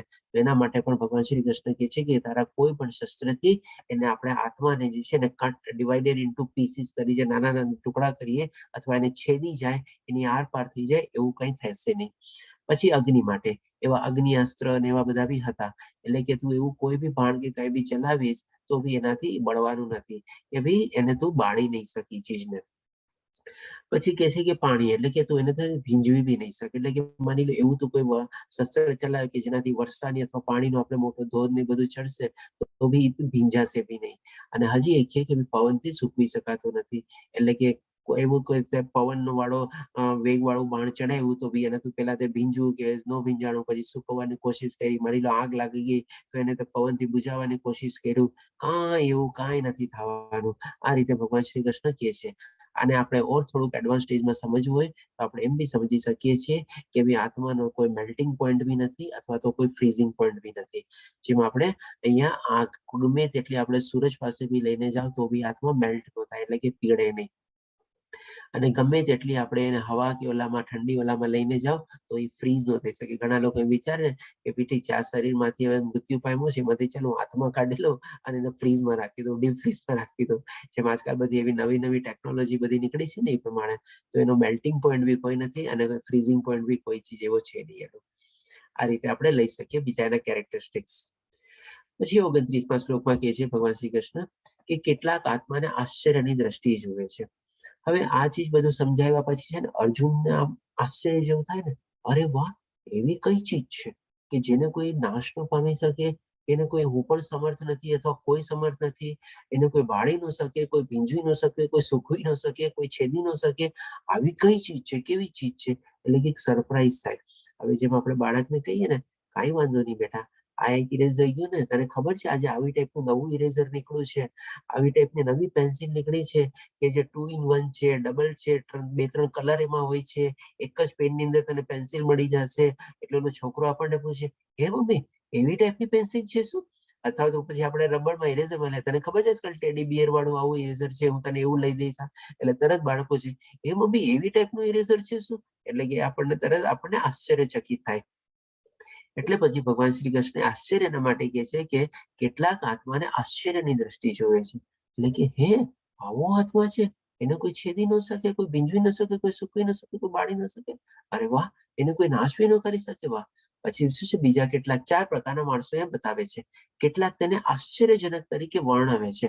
એટલે કે પોતે આ બધું જાણી લીધા પછી છે ને સામેવાળાને આમ કહે, આપણે જેમ ઘણી વાર એવી ચીજ સાંભળી લઈએ ને, તમને ખબર છે આ ચીજ આવી રીતે આમ છે, તને ખબર છે આ ચીજમાં આમ થાય છે, તને ખબર છે આ ચીજમાં આમ છે. એટલે કે એવી રીતે સામેવાળાને વર્ણવે, સામેવાળાને બતાવે. અને પછી કેટલાક તેને આશ્ચર્ય તરીકે સાંભળે છે. હવે ઘણા લોકો ઓકે આવી હોય, અચ્છા એવું છે, અચ્છા એમ છે, અચ્છા એમ બી થાય છે, એવી રીતે બધા આશ્ચર્ય રીતે સાંભળે. અને પછી ચોથું કહે છે કે જ્યારે અન્ય લોકો તેમના વિશે સાંભળ્યા પછી પણ તેને બિલકુલ સમજી શકતા નથી. એટલે કે આ બધું સાંભળી લે, અરે છોડ ને યાર, હું ફેંકાફેંકી કરે છે, જવા દે, એવું તો કઈ હોતું જ ન હોય, અને હોય ને હું માનવા તૈયાર જ નથી. એટલે આવી ટાઈપના બી માણસો હોય છે. તો આ એક ચીજ છે આપણે સમજવા જેવી. જે આપણે સ્ટાર્ટિંગમાં પહેલી સ્લાઇડમાં જોઈએ ને કે આપણે કોઈ પૂર્વ ધારણા ન બાંધવી જોઈએ, આપણે કોઈ અનુમાન ન કરી લેવા જોઈએ, આપણા માઇન્ડ મેપિંગ પ્રમાણે આપણે કોઈ બી ચીજ છે આપણે કે ભાઈ એના બારામાં ઇલ્યુઝન ન કેળવવું જોઈએ. આ બધી ચીજો છે ને બધાના અલગ અલગ માણસોની અલગ અલગ સાયકોલોજી અથવા જે છે ને ભગવાન શ્રી કૃષ્ણ અહીંયા બહુ સરસ રીતે વર્ણવેલી છે કે આવા ટાઈપના 4 ટાઈપના માણસો હોય છે. કે કોક લોકો સાંભળે છે, કોક લોકો સંભળાવે છે, કોક લોકો જુએ છે, અને કોક લોકો એને તો પણ સમજી શકતા નથી અથવા માનવા રેડી નથી. હવે આ ચીજ છે ને આપણે 3 ચીજ રીતે આપણા હોય છે. આપણા માઇન્ડમાં આપણે કોઈ બી ચીજ આપણને કેવી રીતે આપણી મેપિંગ બને. આપણે ફરીથી પાછી પહેલી સ્લાઇડ લઈ લઈએ કે આપણને કોઈ ચીજ કઈ દેખાડી તો સૌથી પહેલા તો શું, આપણે કોઈક પાસેથી સાંભળેલું હોય એટલે આપણને અચ્છા આવી રીતે આમ છે ને એટલે બરાબર. કાં તો આપણે જોયેલું હોય અથવા જોઈને આપણા માઇન્ડમાં મેપ બને કે આ ચીજ આવી રીતે આમ છે, અથવા તો કોઈ ચીજને આપણે અનુભવેલી હોય અને અનુભવ થયા પછી આપણા માઇન્ડમાં એના પ્રત્યે આપણા મેપિંગ બની જાય. તો આ 3 ચીજ છે. અને સાયકોલોજીના લેંગ્વેજમાં કહેવાય છે અને 3 ટાઈપના, એટલે કે વિઝ્યુઅલ પર્સન, ઓડિટરી પર્સન અને કાઇનેસ્થેટિક પર્સન. વિઝ્યુઅલ પર્સન એટલે કે જેને શું છે, જોઈ કરીને બધા માઇન્ડમાં મેપિંગ બને. ઓડિટરી એટલે કે શું, સાંભળીને એના માઇન્ડમાં મેપિંગ બને. અને કાઇનેસ્થેટિક એટલે કે એને અનુભવીને એના માઇન્ડમાં બધા મેપિંગ બને. આ રીતે ભગવાન શ્રી કૃષ્ણ 3 ટાઈપના આ ચીજ વર્ણવે છે અહીંયા. આમાં થોડી ઓર ડીપ સ્ટડી ને બધું કરશું ને ત્યારે આપણને બહુ સરસ રીતે આ બધી ચીજ ઓર ક્લિયર થઈ જશે. હવે આ બધી ચીજ સાંભળ્યા પછી ભગવાન શ્રી કૃષ્ણ 32મા શ્લોકમાં કહે છે, હવે અહીંયા ભગવાન શ્રી કૃષ્ણ મોરલેસ આપણે આત્મજ્ઞાન કમ્પ્લીટ કરી દીધેલું છે. કારણ કે 11મા શ્લોકથી લઈને 30મા શ્લોક સુધી ભગવાન શ્રી કૃષ્ણ આત્મજ્ઞાન આપે છે અને એમાં આપણે ટોટલ લગભગ 21 કેરેક્ટરિસ્ટિક વર્ણવે છે આત્માની. હવે આપણે જોઈએ 32મા શ્લોકમાં. હવે ભગવાન શ્રી કૃષ્ણ એને આપણે બીજી ચીજ સમજાવવા જઈ રહ્યા છે, જેનો બીજો પ્રશ્ન હતો કે ભાઈ મને આનંદ નહીં મળે અથવા તો આપણે હું પાપ કરવા જઈ રહ્યો છું, એના પ્રશ્નો ઉપર આવે છે. હવે તો 32મા શ્લોકમાં કહે છે, હે પાર્થ, એ ક્ષત્રિય સુખી છે જેને આવા યુદ્ધના અવસરો અનાયાસે પ્રાપ્ત થાય છે, જેમાં એમના માટે સ્વર્ગલોકના દ્વાર ખુલી જાય છે. હવે ભગવાન શ્રી કૃષ્ણની કેટલી સરસ આપણે મેન્ટાલિટી અને સાયકોલોજી હતી, તમે આપણે જસ્ટ એની મનસ્થિતિ આપણે અહીંયા કલ્પી શકીએ છીએ આપણે, કે એ ચીજ આખી સમજાવ્યા પછી છે ને ભગવાન શ્રી કૃષ્ણ અર્જુનના પોતાના પર્સનલ ઉપર આવે છે અને એને હિટ કરે છે. શેના દ્વારા હિટ કરે છે? તો કે ભાઈ પોતે ક્યાં ઓલાનો વર્ણનો છે એ રીતે. તો કે અર્જુન એક ક્ષત્રિય હતો. હવે ક્ષત્રિય એને શું હતું કે ભાઈ મને સુખ નહીં મળે, એટલે કે જો ભગવાન શ્રી કૃષ્ણને કેવા વર્ડનું કોમ્બિનેશન કરેલું છે. પેલા કે છે કે ક્ષત્રિય અને પછી તરત સુખ ને વર્ડ એમાં એટેચ કરી દીધો. કારણ કે અર્જુનને શું હતો પ્રશ્ન, મને આનંદ નહીં મળે, મને સુખ નહીં મળે, આ બધાને મારીને હું કેવી રીતે રાજ્ય ભોગવીશ, એના વગર મને શું આનંદ અને શું સુખ મળશે. એટલે કે બે શબ્દનું કેવી સરસ કોમ્બિનેશન કરીને ભગવાન શ્રી કૃષ્ણ સમજાવે છે કે હે પાર્થ, એ ક્ષત્રિય સુખી છે. એટલે કે હવે ટોટલ પાછું એને થર્ડ પર્સન કેટેગરી ઉપર બી લઈ જાય છે. પોતે ક્ષત્રિય હતો એટલે એને ખ્યાલ તો આવી જ જાય કે ભગવાન શ્રી કૃષ્ણ શું કહેવા માંગે છે. એટલે કે છે કે એ ક્ષત્રિય સુખી છે, એટલે કે તરત પોતાનું ધ્યાન અહીંયાથી નીકાળીને એના ક્ષત્રિય ધર્મ ઉપર લઈ જાય છે, પોતાના સ્વ ઉપર લઈ જાય છે એને, અને કહે છે કે એ ક્ષત્રિય પાછો કહે છે સુખી છે, એટલે કે સુખ છે જેને આવા યુદ્ધના અવસરો અનાયાસે પ્રાપ્ત થાય છે. ખાલી એક આ લેંગ્વેજની બ્યુટિફિલિટી જુઓ આપણે કે ભાઈ કેટલું સરસ રીતે સમજાવે છે. આજે તારી સામે એક યુદ્ધ ઉભેલું છે અને આટલો સરસ અવસર છે, અને પ્લસ પાછું સાથે સાથે કે છે કે અનાયાસે પ્રાપ્ત થાય છે.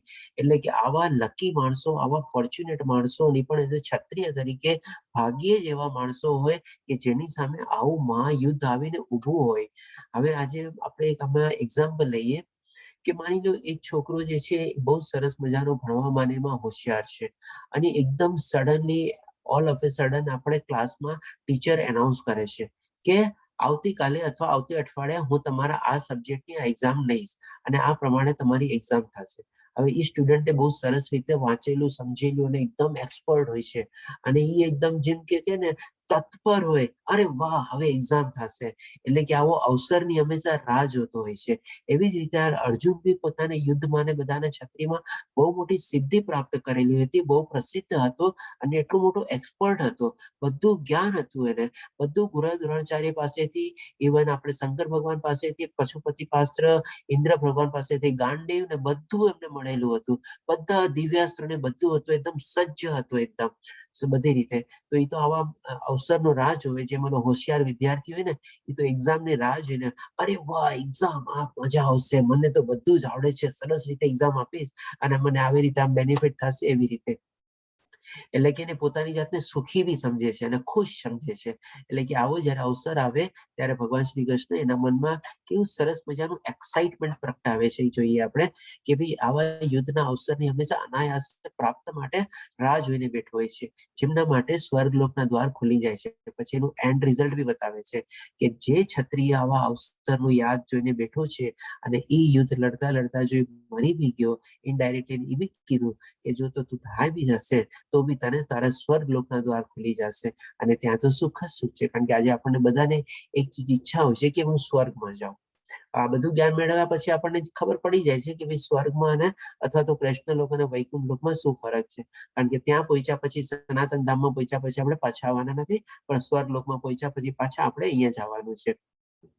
એટલે કે એ ટાઈપમાં જયારે અર્જુનને માની લો આ જ્ઞાન નહોતું ત્યારે એને શું છે કે ભાઈ સ્વર્ગ લોકના દ્વાર ખુલી જશે. એટલે કે માણસને કેટલું એક્સાઇટમેન્ટ થાય. હવે સ્ટુડન્ટને કેટલું એક્સાઇટમેન્ટ થાય જયારે એક્ઝામ સર કે ભાઈ જયારે તમે એક્ઝામમાં જે પાસ થશે અને જે ટોપ સ્ટુડન્ટ આવશે એને ઓટોમેટિકલી આવતા ક્લાસમાં આવતા પીરિયડમાંથી એને એક્ઝમ્પશન મળી જશે અને એ પછી એને બીજી એક્ઝામ આપવાની જરૂર નહીં પડે. આવી ટાઈપનું જો ટીચર એનાઉન્સ કરે તો ઓલા સ્ટુડન્ટને કેટલી સરસ ખુશી થાય.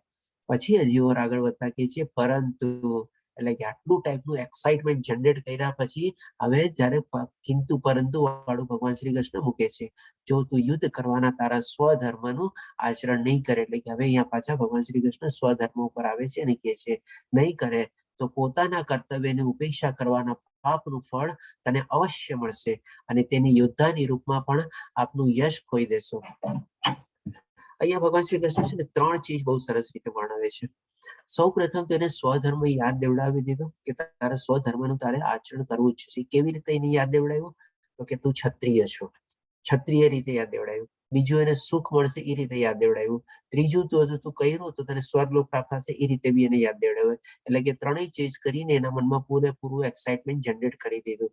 હવે પછી બીજી બાજુ કે છે જો તું તારા સ્વધર્મનું આવી રીતે આચરણ નહીં કર એટલે કે પહેલી ચીજ તો કર્તવ્યની ઉપેક્ષા કરવાના પાપનું ફળ. એટલે કે હવે ભગવાન શ્રી કૃષ્ણ બીજી ચીજ એને કહે છે કે પહેલા તો એને કહી દીધું કે સ્વર્ગલોકના દ્વાર ખુલ્લા છે પણ જો તું નહીં કરતો બીજી ચીજ એટલે કે પાપમાં તું પડીશ કે ભાઈ તે તારો સ્વધર્મ નથી નિભાવ્યો એના માટે પાપનું ફળ તને મળશે. એટલે કે ન કરો ઉપેક્ષા કરવાના પાપનું ફળ તને અવશ્ય મળશે એ પણ ગેરંટીની સાથે કહી દે છે. અને ત્રીજી ચીજ હવે અને તમે યોદ્ધાની રૂપમાં પૂર્ણ આપનું યશ ખોઈ દેશો. એટલે કે તારી જે આ બધી ત્યારે કીર્તિ જે છે સિદ્ધિ જે છે એ બધી ચીજ તારી તું ખોઈ બેસીશ. એકદમ અનરેપ્યુટેડ આપણે કહીએ ને આપણે માની લો કોઈ એવો બહુ પ્રતિષ્ઠિત માણસને હોય અને કંઈક એવું ખોટું કર્મ કરે અને કંઈક એવી સજાય કે એને માણસ સૂચન આવે એનું સૂચન તો એની જેટલી ઇજ્જત ને બધું હોય ને બધું પાણીમાં વયું જાય. કે છે ને કે માણસને કેરેક્ટર બિલ્ડઅપ કરતા વર્ષોના વર્ષો લાગી જાય છે પણ એક સેકન્ડની અંદર આખું એનું કેરેક્ટર લૂઝ થઈ જાય છે. આખી એની ઇજ્જતનું પાણી ઉપર પાણી ફરી જાય છે. એટલે કે ભગવાન શ્રી કૃષ્ણ એને એ પણ ત્રીજી ચીજ બી કહી છે કે યોદ્ધાના રૂપમાં જે તારી આટલી સિદ્ધિ ને પ્રસિદ્ધિ બધી જે છે ને એ બધી તું ખોઈ દઈશ. એટલે કે 3 ચીજ એને સરસ રીતે એકદમ ક્લિયરલી કહી દે છે. પેલા 3 ચીજો આગલા શ્લોકમાં કહે છે બહુ સારી ચીજ અને બીજી ચીજ પરંતુ કહીને સિક્કાની બીજી બાજુ એને 3 જે નેગેટિવ ચીજ છે એ પણ એને સરસ રીતે સમજાવે છે. પછી હવે 37માં શ્લોકમાં કહે છે હે કુંતી પુત્ર જો તું યુદ્ધમાં હણાઈ જઈશ. એટલે હવે બંને ચીજ સમજાવ્યા પછી હવે એને બેલેન્સ તો કરવું જોઈએ ને. હવે આ પણ ભગવાન શ્રી કૃષ્ણ બહુ સરસ રીતે બેલેન્સ કરે છે. હે કુંતી પુત્ર જો તું યુદ્ધમાં હણાઈ જઈશ તો સ્વર્ગ પ્રાપ્ત કરીશ. ઓલરેડી પહેલા કહી દીધું કે તારા સ્વર્ગના દ્વાર ખુલ્લા થઈ ગયા છે અને પછી કહે છે જો તું જીતીશ તો પૃથ્વીના સામ્રાજ્યનું સુખ ભોગવીશ. તેથી દ્રઢ નિશ્ચયપૂર્વક ઉભો થા અને યુદ્ધ કર. એટલે કે હવે બંને ચીજને બેલેન્સ કરવા માટે ભગવાન શ્રી કૃષ્ણ એક સરસ મજાની આપણા ગુરુની અને જે આપણે કે ને સાયકોલોજી ટોપ મોસ્ટ એકદમ ક્વોલિટી હતી ભગવાન શ્રી કૃષ્ણમાં એ રીતે સમજાવે છે. આટલું સરસ રીતે જ્ઞાન તો છે ને ભાગ્યે જ આપણને કોઈક મળી શકે અથવા મેળવી શકીએ આપણે. કે અહીંયા ભગવાન શ્રી કૃષ્ણને કહે છે કે તારા તો બંને હાથમાં લડ્ડુ છે.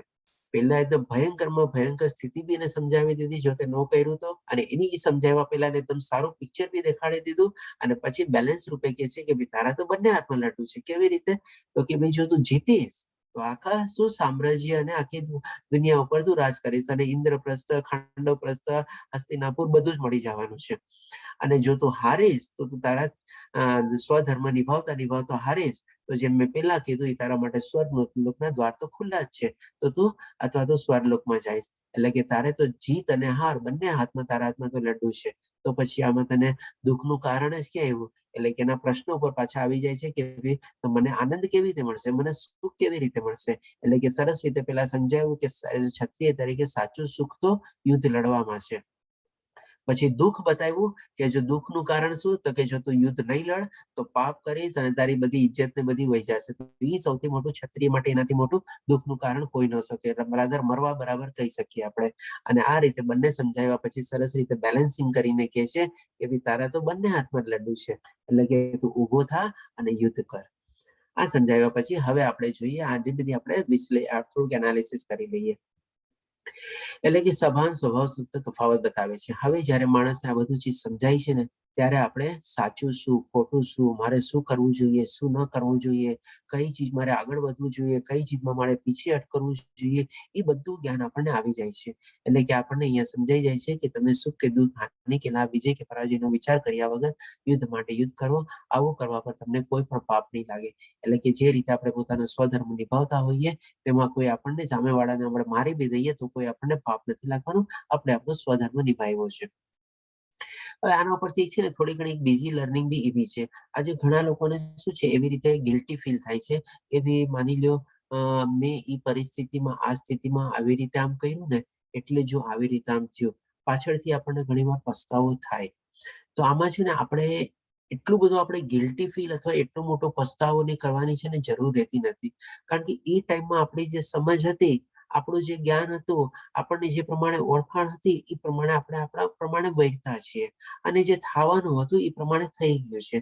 હવે માની લો આપણામાં થોડું ઘણું વધારે જ્ઞાન અને વધારે સમજ આવી અને આપણને લાગે છે કે એ ટાઈમમાં મેં એવી રીતે ખોટું કર્યું હતું, તો આજે પણ આપણે જે કરીએ છીએ, હજી આપણને ઓર જ્ઞાન ને ઓર સમજ આવશે તો ત્યારે આપણને ઓર એમ થશે કે જો મેં આ ટાઈમમાં જે કર્યું હતું ને એ પણ ખોટું હતું.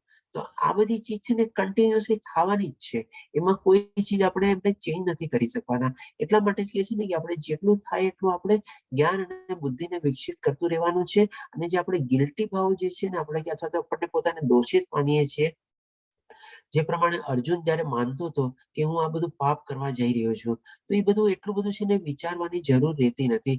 જે મારી સામે ચીજ આવેલી છે, મારો જ્યાં સ્વધર્મ છે, આપણે છે ને at the end of the આખું સીન કમ્પ્લીટ થઈ જાય ને પછી પોતાની જાતને ખાલી એક જ પ્રશ્ન પૂછવાનો, મારી પાસે એ પ્રમાણે જે જ્ઞાન હતું, મારી પાસે એ પ્રમાણે જે સમજણ હતી, એ પ્રમાણે હું પોતે વર્તો છું કે નહીં, અથવા તો એનાથી ઉલ્લંઘન કરીને હું નથી વર્તો ને, ત્યારે જઈને આપણે પોતાની જાતને આપણે ગિલ્ટી ફીલ સમજી શકીએ. અધરવાઇઝ આપણે પોતાની જાતને એટલું ગિલ્ટી ફીલ સમજવાની જરૂર નથી. જેમ અત્યારે અર્જુન બાકી બધું કેટલું બધું સમજે છે, એને તો આ બધું લિમિટેડ જ્ઞાન ને હતું, તો એ પ્રમાણે માની લો યુદ્ધ ન કરવાનું બધું સમજે છે, પોતે ક્ષત્રિય પોતાનો ધર્મ ભૂલી જાય છે, તો પછી એની વાત બરાબર છે કે પોતે સમજી શકે એવી રીતે. અને એક પોઈન્ટ ઓફ ઉપર એડમિટ બી કરે છે ભગવાન શ્રી કૃષ્ણ પાસે કે ભાઈ હું મારા બધા દોષીથી પીડાઉં છું, જેથી કરી તમે મને એ જ્ઞાન આપો. તો આ રીતે પણ આપણે એક ચીજ બહુ ઇમ્પોર્ટન્ટ લર્નિંગ લેવાની છે. પછી કે છે આસક્તિ વિના કર્મ કરવું એ જ જ્ઞાન છે. એટલે કે કોઈ પણ આપણે રિઝલ્ટ ની આપણા પર છે જ નહીં. જે આવું હશે એ રિઝલ્ટ છે. ભગવાન શ્રી કૃષ્ણ પણ કે છે કે જીતીશ તો જીતીશ, હારીશ તો હારીશ, તને તો આ રીતે મળવાનું છે. પણ શું પહેલા તારે યુદ્ધ તો કરવું જ પડશે. એ તો પછી એનું આઉટકમ છે, એનું રિઝલ્ટ છે, એનું પરિણામ છે, એ તારા હાથમાં નથી. તું તારું યુદ્ધ કરીને અત્યારે છૂટી જા, બસ પતી ગયું તારે.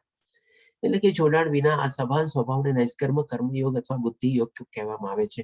એટલે કે આપણે હંમેશા આપણા પોતાના બુદ્ધિ પ્રમાણે, આપણા લક્ષણ પ્રમાણે, આપણા સ્વભાવ પ્રમાણે, આપણા ગુણ પ્રમાણે, આપણા વર્ણ પ્રમાણે આપણે એ પોઈન્ટ ઉપર આપણે રાઈટ ડિસિઝન લીધું છે કે નહીં, એ હંમેશા આપણે પોતાની જાતને ક્વેશ્ચન કરવાનું. બસ એમાં જો આપણે ઊણા ઉતરા, એમાં જો આપણે પાસ થઈ ગયા, તો બસ બાકી બધી જે રિઝલ્ટ આવ્યું ને એના માટે આપણે જવાબદાર નથી.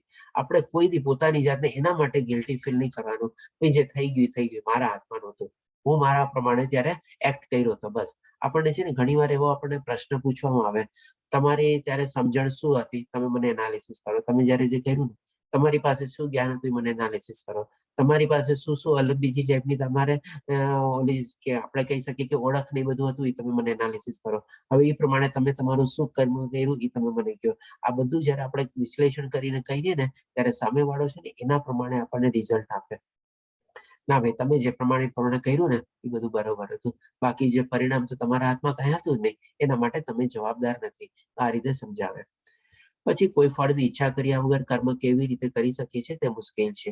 એટલે કે ડેફિનેટલી આપણે કોઈ બી આપણે ફળની ઈચ્છા જયારે છોડી દઈએ ત્યારે આપણને શું છે, ઘણી વાર કર્મ કરવું થોડું મુશ્કેલ લાગે છે કે મને એમાંથી કોઈ ફળ મળશે નહીં મળે, સારું ફળ મળશે, ખરાબ મળશે, મારે કરવું ન કરવું, એવું બધું આપણા મનમાં પ્રશ્નો ઉભા થતા રહે. એટલે કે થોડું ત્યારે મુશ્કેલ થઈ જાય છે. પણ ડેફિનેટલી આપણે જેને આ બધું જ્ઞાન હોય છે એ જ રીતે આગળ વધે છે. એટલે કે આત્માના આનંદ સાથે સંયોજન.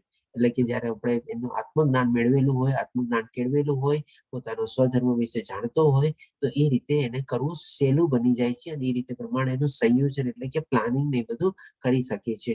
અને પોતાના સ્વધર્મ નિભાવવા આત્મજ્ઞાન સાથે રહીને એ પોતે આનંદ બી મેળવી શકે છે. હવે જોઈએ આપણે ભગવાન શ્રી કૃષ્ણ હજી આપણને જે આપણે તફાવત છે આપણે આગળ વધારીએ. સમાસબદ્ધ ભાવ બતાવે છે. હજી સુધી મેં આ જ્ઞાનનું વિશ્લેષણાત્મક અભ્યાસ દ્વારા તમને વર્ણન કર્યું છે. એટલે કે આ બધી જ્ઞાનનું ભગવાન શ્રી કૃષ્ણ આખું એનાલિસિસ કરીને જે અર્જુનને કીધું એ પ્રમાણે એને સંભળાવે છે. હવે વિશ્લેષણાત્મક અધ્યયનને સાંખ્ય અથવા જ્ઞાનયોગ કહેવામાં આવે છે અને કોઈ પણ અભ્યાસ કરવા માટે વ્યક્તિ બધી પ્રવૃત્તિઓનો ત્યાગ કરવો જોઈએ અને ધ્યાનથી અભ્યાસ કરવો જોઈએ. હવે આ ચીજ આપણા માટે છે કે ભાઈ આપણે કોઈ બી ચીજ આપણે સૌથી પહેલા સમજવા પહેલા છે ને બાકી બધી ચીજોનો અથવા પ્રવૃત્તિઓનો છે ને ત્યાગ કરવો જોઈએ. આનો ત્યાગ કરવાનો મિનિંગ શું છે આપણે કે ભાઈ આપણા માઇન્ડમાં જે ઓલરેડી બધા મેપ બનેલા છે, જે જોયેલું છે, સાંભળેલું છે અથવા અનુભવેલું છે એ પ્રમાણે આપણી ધારણા અથવા આપણી બંધારણ બધું બનેલું છે, આપણા એવા કોઈ એઝમ્પશન બનેલા છે, આપણી કોઈ એવી ભ્રાંતિ છે, આપણો કોઈ એવો ભ્રમ છે, એ બધી ચીજને છે ને આપણે એક સાઈડ જ મૂકી દેવી જોઈએ. જ્યારે આપણને ફરીથી પાછું એ જ એક્ઝામ્પલ લઉં છું, કોઈ માણસ આપણને એ ટાઈપનો કોઈ મેપ દેખાડતો હોય ત્યારે આપણે એકદમ ઓપન માઇન્ડેડ એને જોવાનું ખાલી બસ. જ્યારે આપણને પૂછે એ પ્રમાણે આપણી જે સમજ હોય એ પ્રમાણે આપણે એને કહેવાનું. પછી કહેવાનું કે તું મને શું દેખાડવા માંગસ એ તું તારા હિસાબે દેખાડ. તે મને પૂછ્યું એટલે મેં મારી પ્રમાણે આનો જવાબ આપ્યો. એટલે કે બાકી બધી ચીજ આપણે છે ને સાઈડ કરતી જવી જોઈએ, એટલે કે ત્યાગ કરતો જવું જોઈએ અને ધ્યાનથી અભ્યાસ કરવો જોઈએ. અભ્યાસ એનો કરવો જોઈએ જ્યારે એ માણસ આપણને સમજાવે છે ત્યારે. જો ધ્યાનથી આપણે એને સાંભળીએ વિથ ઓપન આઈઝ, કાન ખુલ્લા રાખીને અને એવી રીતે સાંભળીએ અને માઇન્ડને બી ખુલ્લું રાખીએ.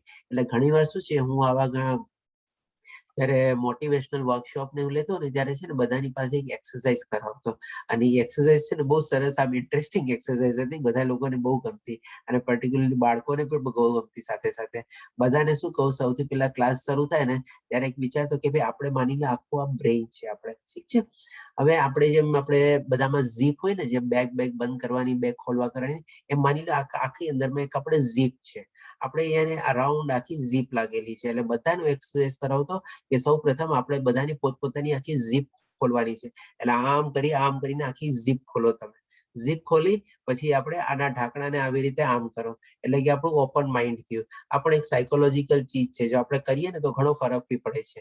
એટલે કે હવે આપણું માઇન્ડ ખુલ્લું થયું, હવે આપણું માઇન્ડ ઓપન થયું. હવે પછી બધાને કહું કે જેવો આપણે અહીંયાથી ક્લાસ પૂરો થાય ફરીથી પાછું આપણું માઇન્ડ આમ બંધ કરી દેજો, ઝીપ બાંધી દેજો, વયા જજો. નહીં તો પાછું જેવો બહાર જશો બાકી બધો કચરો બી એમાં આવી જશે. એટલે કે ફરીથી પાછું જ્યારે હું ક્લાસ લેતો ત્યારે બધાને આવી ટાઈપની એક્સરસાઇઝ કરાવતો કે જેવો ક્લાસ શરૂ થાય સ્ટાર્ટિંગમાં કોઈ પ્રાર્થના કે કંઈક બી લેવાનું હોય તરત પછી બધાને કહું ચાલો બધા પોતપોતાનું માઇન્ડ ખોલો. બધા આવી રીતે પછી એને એને ઇમોશન એડ કરવા માટે શું છે, આપણે જેમને ચેન આમ કરીને ખોલી લીધી બરાબર છે, પણ એને આપણે ઇમોશન એડ કરવા માટે આપણે જેમ ચેન ખોલી તો કેવો અવાજ આપશે,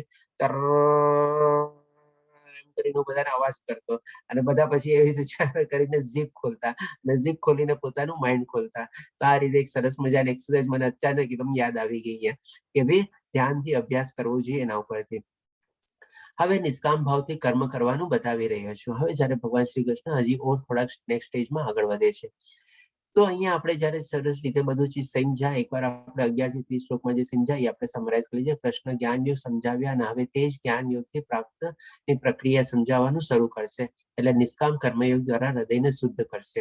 એટલે કે અહીંયા ભગવાન શ્રી કૃષ્ણ આપણને 11 થી 30 શ્લોકમાં આપણને આત્માનું જ્ઞાન આપ્યું. આત્મજ્ઞાનથી ઉપરથી હવે ભગવાન શ્રી કૃષ્ણ આપણને કર્મ ઉપર લઈ જાય છે અને કર્મ ઉપર સમજાવે છે. તો હવે અહીંયા છે ને આપણે જેવો બીજો અધ્યાય પૂરો થાય છે ને તરત ત્રીજા અધ્યાયમાં અર્જુનનો પહેલો પ્રશ્ન હોય છે, એક તરફ મને તમે જ્ઞાન યોગ સમજાવો છો ને એક તરફ મને તમે સ્વધર્મ કરવાનો છો, તમે મારે કરવું શું? એટલે કે કન્ફ્યુઝન ટાઈપનું થાય છે. પણ એવું નથી. ભગવાન શ્રી કૃષ્ણને જ્ઞાન આપ્યા પછી એને એપ્લાય કરતી વખતે જ્ઞાનને એપ્લાય કરવાનું હોય છે ને. આપણે જેમ માની લો એકવાર આપણે સાયન્સના ક્લાસ હોય, થિયોરેટિકલ ક્લાસ ને બધું કમ્પ્લીટ કરી લીધું, પછી જ્યારે આપણે લેબોરેટરીમાં લઈ જાય, આપણે લેબના ક્લાસ હોય ત્યારે આપણે જે થિયોરેટિકલ જ્ઞાન એપ્લાય કર્યું હોય એ જ મેળવેલું હોય એને જ આપણે લેબોરેટરીમાં જઈને એપ્લાય કરવાનું હોય ને. એવી રીતે નહીં કે બંને અલગ અલગ છે, એમની કે થિયોરેટિકલ ક્લાસમાં ખતમ થઈ ગયું ને લેબોરેટરીમાં નવું પ્રેક્ટિકલ ક્લાસ શરૂ થયું. પણ એ જ રીતે જયારે અર્જુન એને અલગ અલગ સમજે છે, એ લરી ડાઉટ ક્લિયર કરે છે. તો અહીંયા પણ ભગવાન શ્રી કૃષ્ણ હવે જયારે એને કર્મનું જ્ઞાન આપવા જાય છે, એટલે કે લેબોરેટરીમાં લઈ જાય છે, એવી રીતે ત્યારે એને સમજાવે છે કે હવે એને તારે એપ્લાય કરવાનું છે. તો અહીંયા આપણે નૈષ્કર્મ કર્મયોગનો લાભ એટલે કર્મના બંધનમાંથી મુક્તિ, કર્મબંધન પ્રાપ્તિ હોવાને કારણે આત્મજ્ઞાનના વિકાસ દ્વારા લક્ષ્ય તરીકે, એટલે કે આ ચીજ આપણે એને આત્માને લક્ષ્યમાં રાખીને એ આત્મજ્ઞાન કેળવીને આપણે અને એના વિકાસ માટે જ આપણે આપણા કર્મમાં ને બધામાં પ્રવૃત્ત થવાનું હોય છે. અને આપણે કર્મમાંથી કેવી રીતે મુક્ત થવું ને એ બધું ભગવાન શ્રી કૃષ્ણ આપણને સમજાવે છે, જે આપણે બાકી બધા અધ્યાયમાં બી ડિટેલમાં કવર કરવાના જ છીએ આપણે. એટલે પછી ભગવાન શ્રી કૃષ્ણ સૌથી પહેલા કહે છે કે 40મા શ્લોકમાં આ પ્રયાસમાં કોઈ ખોટ અથવા ઘટાડો નથી. આ પ્રયાસ એટલે કયો પ્રયાસ? તો કે ભાઈ પોતાના સ્વધર્મ ઉપર, પોતાના નિયત કર્મ ઉપર જે આગળ વધે છે એ પ્રયાસમાં. અને આ પથ એટલે કે ઈ જ પથ, પોતાના સ્વધર્મનો પથ, એટલે કે એના ઉપર થોડી પ્રગતિ કોઈને સૌથી ખતરનાક પ્રકારના ભયથી સુરક્ષિત કરી શકે છે. હવે જે માણસ પોતાનો સ્વધર્મ સરસ રીતે નિભાવતો હોય ને, એને સૌથી મોટો ભય શું હોય છે માણસને? એ કે ભાઈ મારી આગલી ગતિ શું થશે, મારો આગલો જન્મ શું થશે, મારા પાપ કર્મ છે, પુણ્ય કર્મ શું છે. જે માણસ સરસ રીતે સમજીને ખાલી પોતાનો સ્વધર્મ નિભાવતો રહે છે ને, એ બધા ભયથી છે ને સુરક્ષિત થઈ જાય છે. આ સૌથી મોટામાં મોટું રિઝલ્ટ ભગવાન શ્રી કૃષ્ણ એને બતાવે છે અહીંયા, કે સૌથી ખતરનાક પ્રકારના ભયથી સુરક્ષિત થઈ જાય છે. એટલે પછી એને એવી ટાઈપનું ઠીક છે, જે રિઝલ્ટ આવવું હશે મારા હાથમાં તો છે નહીં. મેં એ પર્ટિક્યુલર પોઈન્ટ ઉપર મારા જ્ઞાન પ્રમાણે, મારી સમજ પ્રમાણે, મારા ગુણ પ્રમાણે, મારા સ્વભાવ પ્રમાણે, મારા વર્ણ પ્રમાણે મેં મારો સ્વધર્મ નિભાવ્યો છે. અને એમાં હું પૂરેપૂરો ગુણો ઉતરો છું ને પાસ ઉતરો છું. બાકીનું બધું ભગવાન ઉપર રિઝલ્ટ છોડી દેવાનું. એટલે કે પછી એને છે ને ડર નથી રહેતો કે નરકમાં જઈશ કે સ્વર્ગમાં જઈશ. એટલે પ્રક્રિયા શરૂ થાય છે, પણ પૂર્ણ નહીં થાય ત્યાં સુધી પરિણામોનો અભાવ નથી. એટલે કે અહીંયા શું છે આપણે સમજવાની, ભગવાન શ્રી કૃષ્ણ કહે છે કે પ્રક્રિયા શરૂ થાય છે, બરાબર છે, એક્શન ને બધું કરે છે, પણ પૂર્ણ નહીં થાય ત્યાં તો પણ પરિણામનો અભાવ નથી.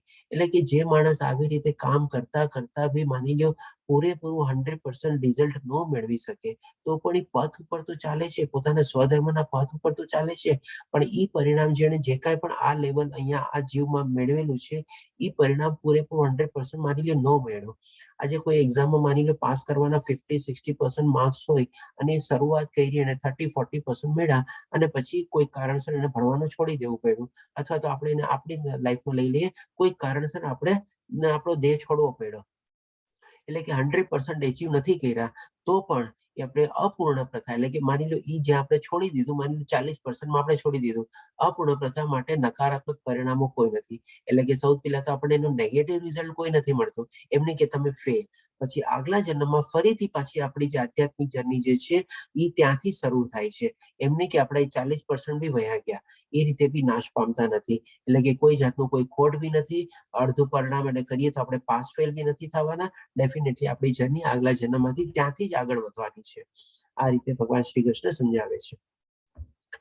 પછી જે આ માર્ગ પર ચાલે છે તેઓ પ્રયોજનમાં દ્રઢ રહે છે, અને એમ એક લક્ષ્ય હોય પણ એક હોય છે. જે દ્રઢ પ્રતિજ્ઞ નથી એમની બુદ્ધિ અનેક શાખાઓમાં વિભક્ત રહેલી હોય છે. એટલે કે જે માણસ આવી રીતે બધું સમજેલું બધું હોય અને એ રીતે દ્રઢ નિશ્ચય પ્રમાણે ચાલતો હોય, બહુ સ્ટેબલ રીતે હોય કે ભાઈ ઠીક છે, હું મારું સ્વધર્મ નિભાવું છું, હું મારા સમજ પ્રમાણે, મારા ગુણ પ્રમાણે, બધા સ્વભાવ પ્રમાણે મારું કામ કરું છું, અને એમાં દ્રઢ થઈને આગળ વધતો હોય. અને જે ન હોય, એટલે કે બાકી બધી ચીજમાં બી આગલા શ્લોકમાં ભગવાન શ્રી કૃષ્ણ સમજાવશે કે જે લોકો નથી હોતા એની બુદ્ધિ કેવી, પહેલા તો અહીંયા કહી દેશે કે બુદ્ધિ વિવિક્ત થયેલી હોય છે. શેમાં વિવિક્ત થયેલી હોય છે?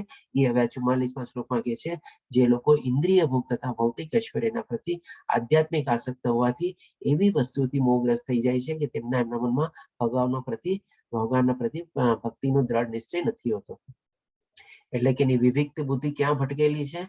તો કે ભાઈ શરીર સુખ, ઇન્દ્રિય સુખ, ભૌતિક સુખ, એ બધામાં એમાં વિવિક્ત એટલે કે ડિવાઇડેડ થયેલી છે. એક લક્ષ્ય નથી એનું, બધી જગ્યાએ અલગ અલગ ડિવાઇડ, આને મેળવી લો, ઓલાને મેળવી લો, આને જોઈ લો, ઓલાને આમ કરી લો, વાં વહી જાઓ, અહીંયા વહી જાઓ, એવી રીતે બધામાં અલગ અલગ અલગ ટાઈપમાં ડિવાઇડેડ થયેલી હોય છે. અને આધ્યાત્મિક જર્ની ઉપર આસક્ત રીતે નથી હોતો. આ રીતે ભગવાન શ્રી કૃષ્ણ સમજાવે છે આપણને. મારા ખ્યાલથી અહીંયા સુધી આપણે વિરામ રાખીએ, બાકીના આપણે શ્લોક આપણે આવતીકાલે કવર કરી લઈશું. આપણે ટાઈમ બી થઈ ગયો છે લગભગ. હાજી, તો અહીંયા સુધી જો કોઈને પ્રશ્ન હોય તો આપણે લઈ શકીએ છીએ. હરે કૃષ્ણ.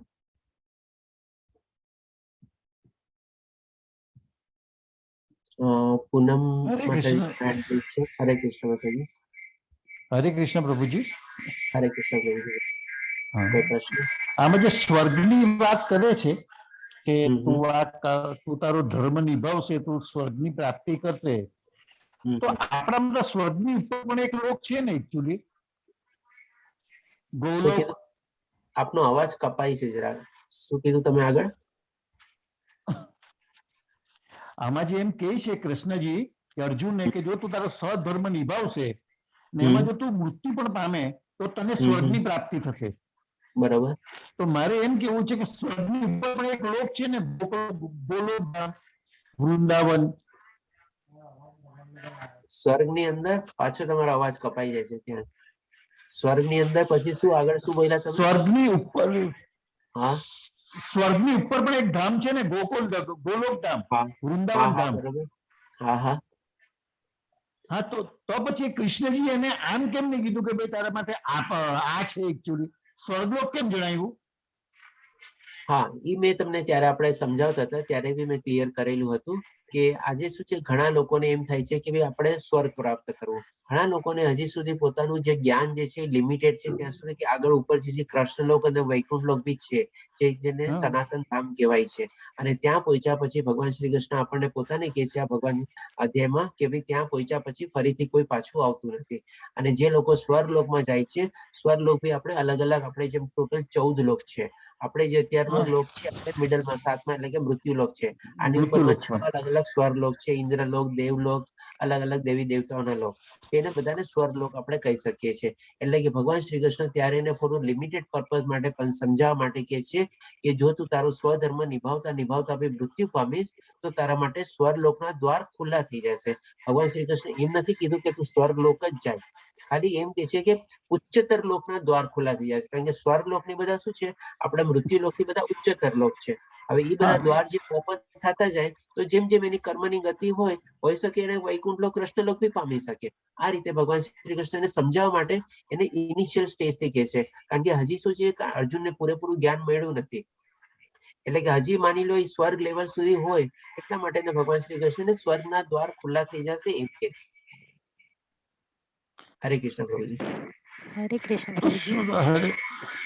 હું એમ હરે પૂછું હરે કે કૃષ્ણ. એ રીતના પહેલા સમજાવી શકાય પ્રભુજી કે જેમ આપણે નાના બાળક સ્ટડી ના કરતો હોય ને એક્ઝામ આવતી હોય તો એને કહીએ કે જો તને 50% આવશે તો હું તને આ વસ્તુ આપીશ, 70% આવશે તો હું આ વસ્તુ આપીશ, અને 80% આવશે તો આ વર્ષે આવા પ્રયોજનો જો આપીએ, એ રીતના ભગવાન શ્રી અર્જુનને એવું પ્રલોભન આપ્યું કે ભાઈ તું તૈયાર થઈ જા, અને ન થાય ને બીજા કઈ ક્વેશ્ચન હોય તો પછી આગળ એને એક્સપ્લેનેશન આપ્યું. બરાબર, એકદમ રાઈટ એક્ઝામ્પલ. ધન્યવાદ પ્રભુજી. બીજું મારે એ છે કે સ્વર્ગલોક મળે જે વ્યક્તિને, જે આત્મા સ્વર્ગલોક મળે છે તો શું એ વૈકુંઠલોકમાં જઈ શકે એના કર્મો અધીન? તો અગર કર્મો એને સારા જ હોય તો પહેલેથી વૈકુંઠલોકમાં કેમ નહીં જઈ શકે? શા માટે સ્વર્ગલોકમાં જઈ શકે? હવે તમારો પ્રશ્ન બરોબર છે કે ડેફિનેટલી જેને માણસને એવા કર્મ ને બધું હોય તો સૌથી પહેલા તો એની મુક્તિ અથવા મોક્ષ જ પામે, અથવા તે વૈકુંઠલોક અથવા કૃષ્ણલોક પહોંચી. પણ માની લો જેવા એવા નથી તો ડેફિનેટલી સ્વર્ગલોકમાં જે પુણ્ય કર્મ કરેલા હોય એના પ્રમાણે એ થોડા ઘણા વર્ષો ત્યાં સુધીના બધા સુખ આનંદ બધું ભોગવે અને ફરીથી પાછું એને અહીંયા મૃત્યુલોકમાં આવવું પડે. આ ચીજ આપણે અર્જુન શા માટે? અર્જુનને ભગવાન શ્રી કૃષ્ણ ખાલી એટલું સમજાવે છે કે તારા દ્વાર ખુલી જશે બધા. એને એમ નથી કીધું કે તું સ્વર્ગલોકમાં જ જઈશ. એને ભગવાન શ્રી કૃષ્ણ કીધું તારા એન્ટ્રી લેવલ બધા ઓપન થઈ જશે. પછી જેમ જેમ તું હજી કર્મ કરીશ એ પ્રમાણે તારા ડિસાઈડ થશે બધું. ઇનિશિયલ સ્ટેજમાં સમજાવવા માટે ભગવાન શ્રી કૃષ્ણ એને એમ કહે છે.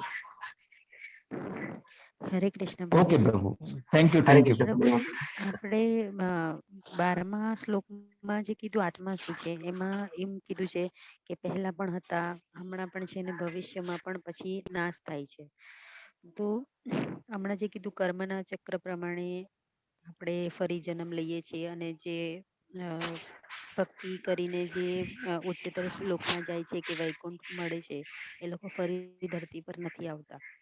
તો એવા તો કેટલા બધા જીવ અને આત્મા છે કે જે 4 યુગો પાર કરી અને પછી આવન જીવન કરે છે. તો એનો અંત ક્યારે પણ નથી આવતો આ 4 યુગોનો. અને પૃથ્વી કે બધા જ લોકો ફરીને ફરી બન્યા જ કરે છે.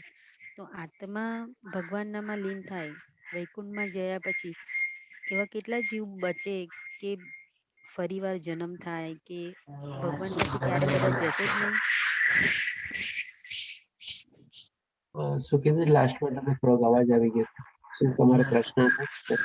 મારો પ્રશ્ન છે કે પ્લીઝ આપ બધા પોતાને મ્યુટ કરી દે ને, બહુ ડિસ્ટર્બન્સ થાય છે. હલો, હા બોલું હવે મેં? હા, હા, છેલ્લો કે પોર્શન બોલો, છેલ્લો પોર્શન હા, ક્લિયર.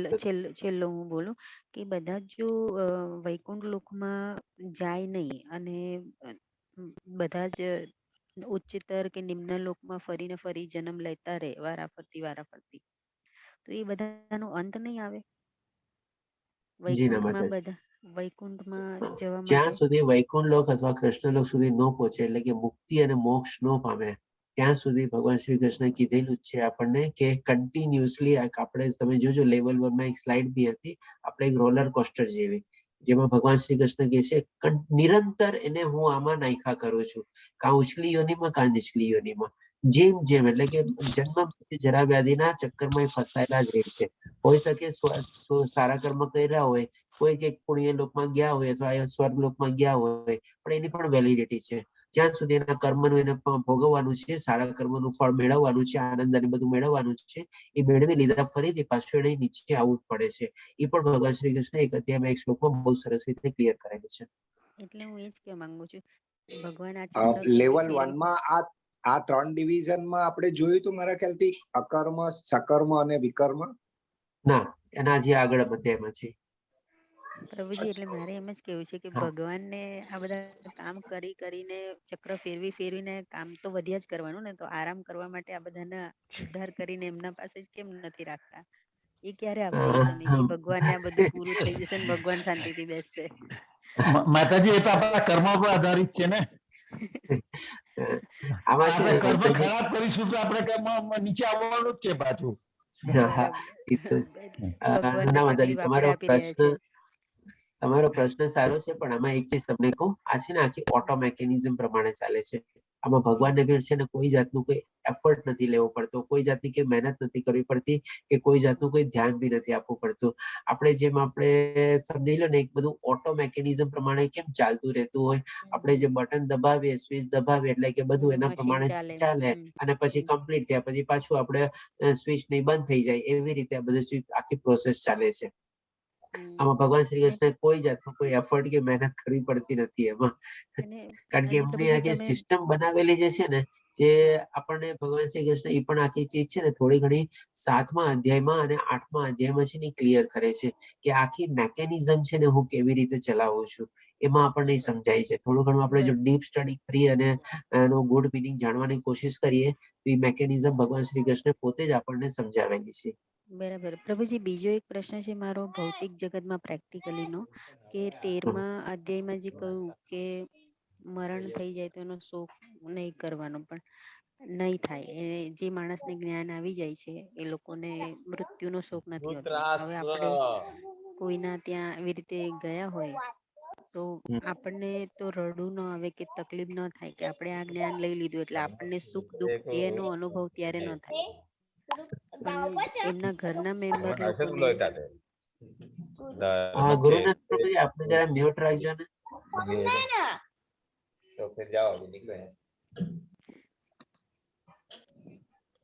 હરે કૃષ્ણ. હા, એટલે એ કે આપણને જ્ઞાન થઈ ગયું કે મૃત્યુ થઈ ગયું છે એનો શોક નથી થતો આપણને, જ્ઞાન થઈ ગયું એના માટે. પણ જે નથી જાણતા એ લોકો, આપણને જોઈને એમ થાય છે કે આને રડવું નથી આવતું, આને ફિલિંગ્સ નથી, આને અમારા માટે લાગણી નથી. એ સવાલ બીજા બધાને ઉદ્ભવે છે કારણ કે એ લોકોને એ જ્ઞાન નથી હોતું કે મૃત્યુ માટે શોક ન કરવો જોઈએ, એમનો બીજો જન્મ. તો એમને આપણે સાંત્વના આપીએ પછી પણ એમને મનમાં વિચાર રહે કે આ કેવી રીતે એમ હેન્ડલ કેવી રીતે કરવું એ સિચ્યુએશનને? આમાં માતાજી બહુ સિમ્પલ ચીજ છે. સૌથી પહેલા તો તમારો પ્રશ્ન એકદમ પ્રેક્ટિકલ છે, એના માટે ધન્યવાદ આપું છું બદલ, કારણ કે આ બધા ઘણા લોકોનો પ્રશ્ન છે. પર્ટિક્યુલર આજે કોરોના કાળ સમય ચાલી ગયો છે, ઘણા લોકો એવા બધાના ડિયર વસ્તુ મૃત્યુ થયું છે. તો તમે જેમ કીધું પ્રમાણે કોઈ શોક સભામાં ગયા અને જે પ્રમાણે આજકાલ તો સૌથી પહેલા તો કોઈ એટલું બધું રુદન કરતું બી નથી, કોઈ એટલા બધા રોતા બી નથી. જે આજે કોઈ શોક સભામાં છે ને આખી ફોર્માલિટી અને એક પ્રોગ્રામ અથવા ઇવેન્ટ ટાઈપનું થઈ ગયું છે. એક મોટો હોલ ઓર્ગેનાઇઝ કરેલો હોય, એટલે બેન્ક્વેટ હોલ જેવું ટાઈપનું હોય, ત્યાં બધા જાઓ, સફેદ કપડા પહેરીને જાઓ, જૂતા બૂતા બહાર કાઢો, લેડીઝ એની જગ્યાએ બેસી જાય, જેન્ટ્સ લોકો એની જગ્યાએ બેસી જાય. પછી એક મોટા ગુરુજી અથવા કોઈ આવે, એનો થોડા ઘણા વચન આપે, 2-4 કીર્તન થતા હોય અને થોડા ઘણા 2-4 સારા શબ્દો કરીને બધા એના હાથ જોડીને બધા નીકળી જાય છે. બહુ ઓછા લોકો છે ને આપણે એવા જે નિયર ડિયર વન્સ બી હોય છે ને એ લોકો રોય છે. કારણ કે મેં તો આવી ઘણી બધી શોક સભા ને બધી એટેન્ડ કરી છે, મારા ક્લાયન્ટ લોકોની, મારા રિલેટિવ લોકોની, બધાની, ફ્રેન્ડ લોકોની, બધાની. આ બધી એક રૂટીન ફોર્માલિટી જેવું થઈ ગયું છે. તેમ છતાં બી આપણે હવે સ્પોટ ઉપર જઈએ. હવે માની લો એ એક શોક સભા તો કારણ કે 2-4 દિવસ પછી, અઠવાડિયા પછી થતી એટલે રૂટીન બરાબર થઈ ગયું. પણ હવે જેમ કે આપણે ઘણા લોકોને શું હોય છે કે ભાઈ સ્મશાનમાં જવું પડે, તો ત્યારે પર્ટિક્યુલરલી શું હોય છે કે ઘણા લોકોને એવું થોડું ઘણું રોવું આવે છે, એ હું એડમિટ કરું છું. તો એ ટાઈમમાં માની લો આપણને રોવું નથી આવતું, તો સૌથી પહેલા તો છે ને જેમ તમારા પ્રશ્ન હતો એ પ્રમાણે કોઈ તમને આવીને પૂછે છે સૌથી પહેલા કે તમને કેમ રોવું નથી આવતું, તમે કેમ દુઃખી નથી થતા, એ મરી ગયા તો તમને શું કામ નથી થતું. તમે થોડું ઘણું તો આપણે મોઢું લટકાવેલું તો બધા હોય જ, થોડા ગંભીર હોય જ, એટલે કે ઓટોમેટિકલી બાય ડિફોલ્ટ આપણા ફેશિયલ એક્સપ્રેશન ક્લિયર થઈ જાય. પછી જો કોઈ આપણને આવીને પૂછે ને ત્યારે જઈને છે ને આપણે એને થોડું ઘણું સમજાવવાની કોશિશ કરવાની અથવા જ્ઞાન આપવાની કોશિશ કરવાની. અને જો એ સમજી જાય ને તો ઠીક છે, બાકી અધરવાઇઝ જો આપણને પૂછે નહીં ને તો પછી આજકાલની કોઈને કોઈ પડી બી નથી કે શું કામ રોતું નથી, કે શું કામ એને કઈ ફરક પડતો નથી. આપણે પણ એ રીતે થોડું ઘણું મોઢું લટકાવી અને થોડુંક આમ શોક એવો પ્રગટ કરીને આપણે નીકળી શકીએ છીએ. એકચ્યુઅલી પ્રભુજી એવું હોય છે કે નિયર બાયમાં કોઈ એક્સપાયર થઈ ગયું એને એવું હોય ને એને રડવું ના આવે ને તો કે અને બહુ મોટો શોક લાગ્યો છે એને કે થોડું રડી લે સામેથી એમ કહે છે એ લોકો. આપણને ખબર જ છે કે આપણને જ્ઞાન થઈ ગયું કે શોક નથી ડૂબો માજી ગયો તો છે એમ કે તો આમાં ડૂબો છે માજી ગયો છે ને ને રડાવો. એમ રડાવે. બરાબર છે. હા, તમારી વાત બરાબર છે. આ બી એવી તેમ હોય છે. તો જે માતાજી આમના પણ તમને છે ને પ્રશ્નનો જવાબ બહુ સરળ બનાવવા માટે હું કહીશ કે સામેવાળાની પ્રતિક્રિયા છે. આજે એને એવું કંઈક જોયેલું છે, એવું કંઈક સાંભળેલું છે, અથવા એવું કંઈક અનુભવેલું છે, અથવા તો એવો કોઈક એને પોતાની માઇન્ડમાં મેપિંગ બનેલી છે કે આવી રીતે કોઈ ન રડતું એટલે કે બહુ જ ડીપ શોકમાં લાગેલો છે. ભાઈ એની માન્યતા છે ને, તો ઓકે, તો એ તો ભૂલ કરવાનો જ છે. આપણે ઓલરેડી એટલે તમે એ સ્લાઇડ ઉપર સૌથી વધારે ટાઈમ આપો કે તમે સામેવાળાની પ્રતિક્રિયા ઉપર ન જાઓ, તમે એ જોવો કે માણસ કેવી રીતે પ્રતિક્રિયા કરે છે. એને કંઈક સાંભળેલું હશે ને એટલે તમારી પાસે આવીને તમને રડાવવાની જબરજસ્તી કોશિશ કરશે, કારણ કે તમારી પાસે આ જ્ઞાન છે, તમે નહીં રડતા હો, પણ એની એ પ્રતિક્રિયાથી કરવાનું જ છે. પણ ત્યારે તમે જો પૂછે તો તમે એને સમજાવવાની કોશિશ કરો. ન સમજાય તો કે ભાઈ હા ઠીક છે, તારી વાત બરાબર છે, ઓકે હું ટ્રાય કરું છું રોવાની. તો પછી બોલો હવે શું જવાબ આપશે? બરાબર. કારણ કે બધાનો આપણે છે ને માઇન્ડસેટ બની ગયો છે. હું આ જવાબ એક્સપેક્ટ કરતો હતો કે આવવો જ જોઈએ, મને પૂછવું જ જોઈએ, કારણ કે ઓલરેડી બધાના માઇન્ડમાં છે ને મેપ બનેલા છે. એટલા માટે સૌથી વધારે સ્લાઇડ ઉપર મેં ટાઈમ આપ્યો કે આ મેપમાંથી બહાર નીકળો, આપણી ધારણામાંથી બહાર નીકળો, આપણી પૂર્વ ધારણામાંથી બહાર નીકળો, આપણી અણસમજમાંથી બહાર નીકળો. ત્યારે જઈને આપણે પછી મેં ઓલી એક્સરસાઇઝ બી કરાવી, આવી રીતે આખી ઝીપ ખોલવાની છે આપણી માઇન્ડને, ત્યારે જઈને બધું આપણને સમજાશે. હરે કૃષ્ણ પ્રભુજી. હરે હરે કૃષ્ણ પ્રભુજી. હા. હા, મારો પ્રશ્ન એ છે કે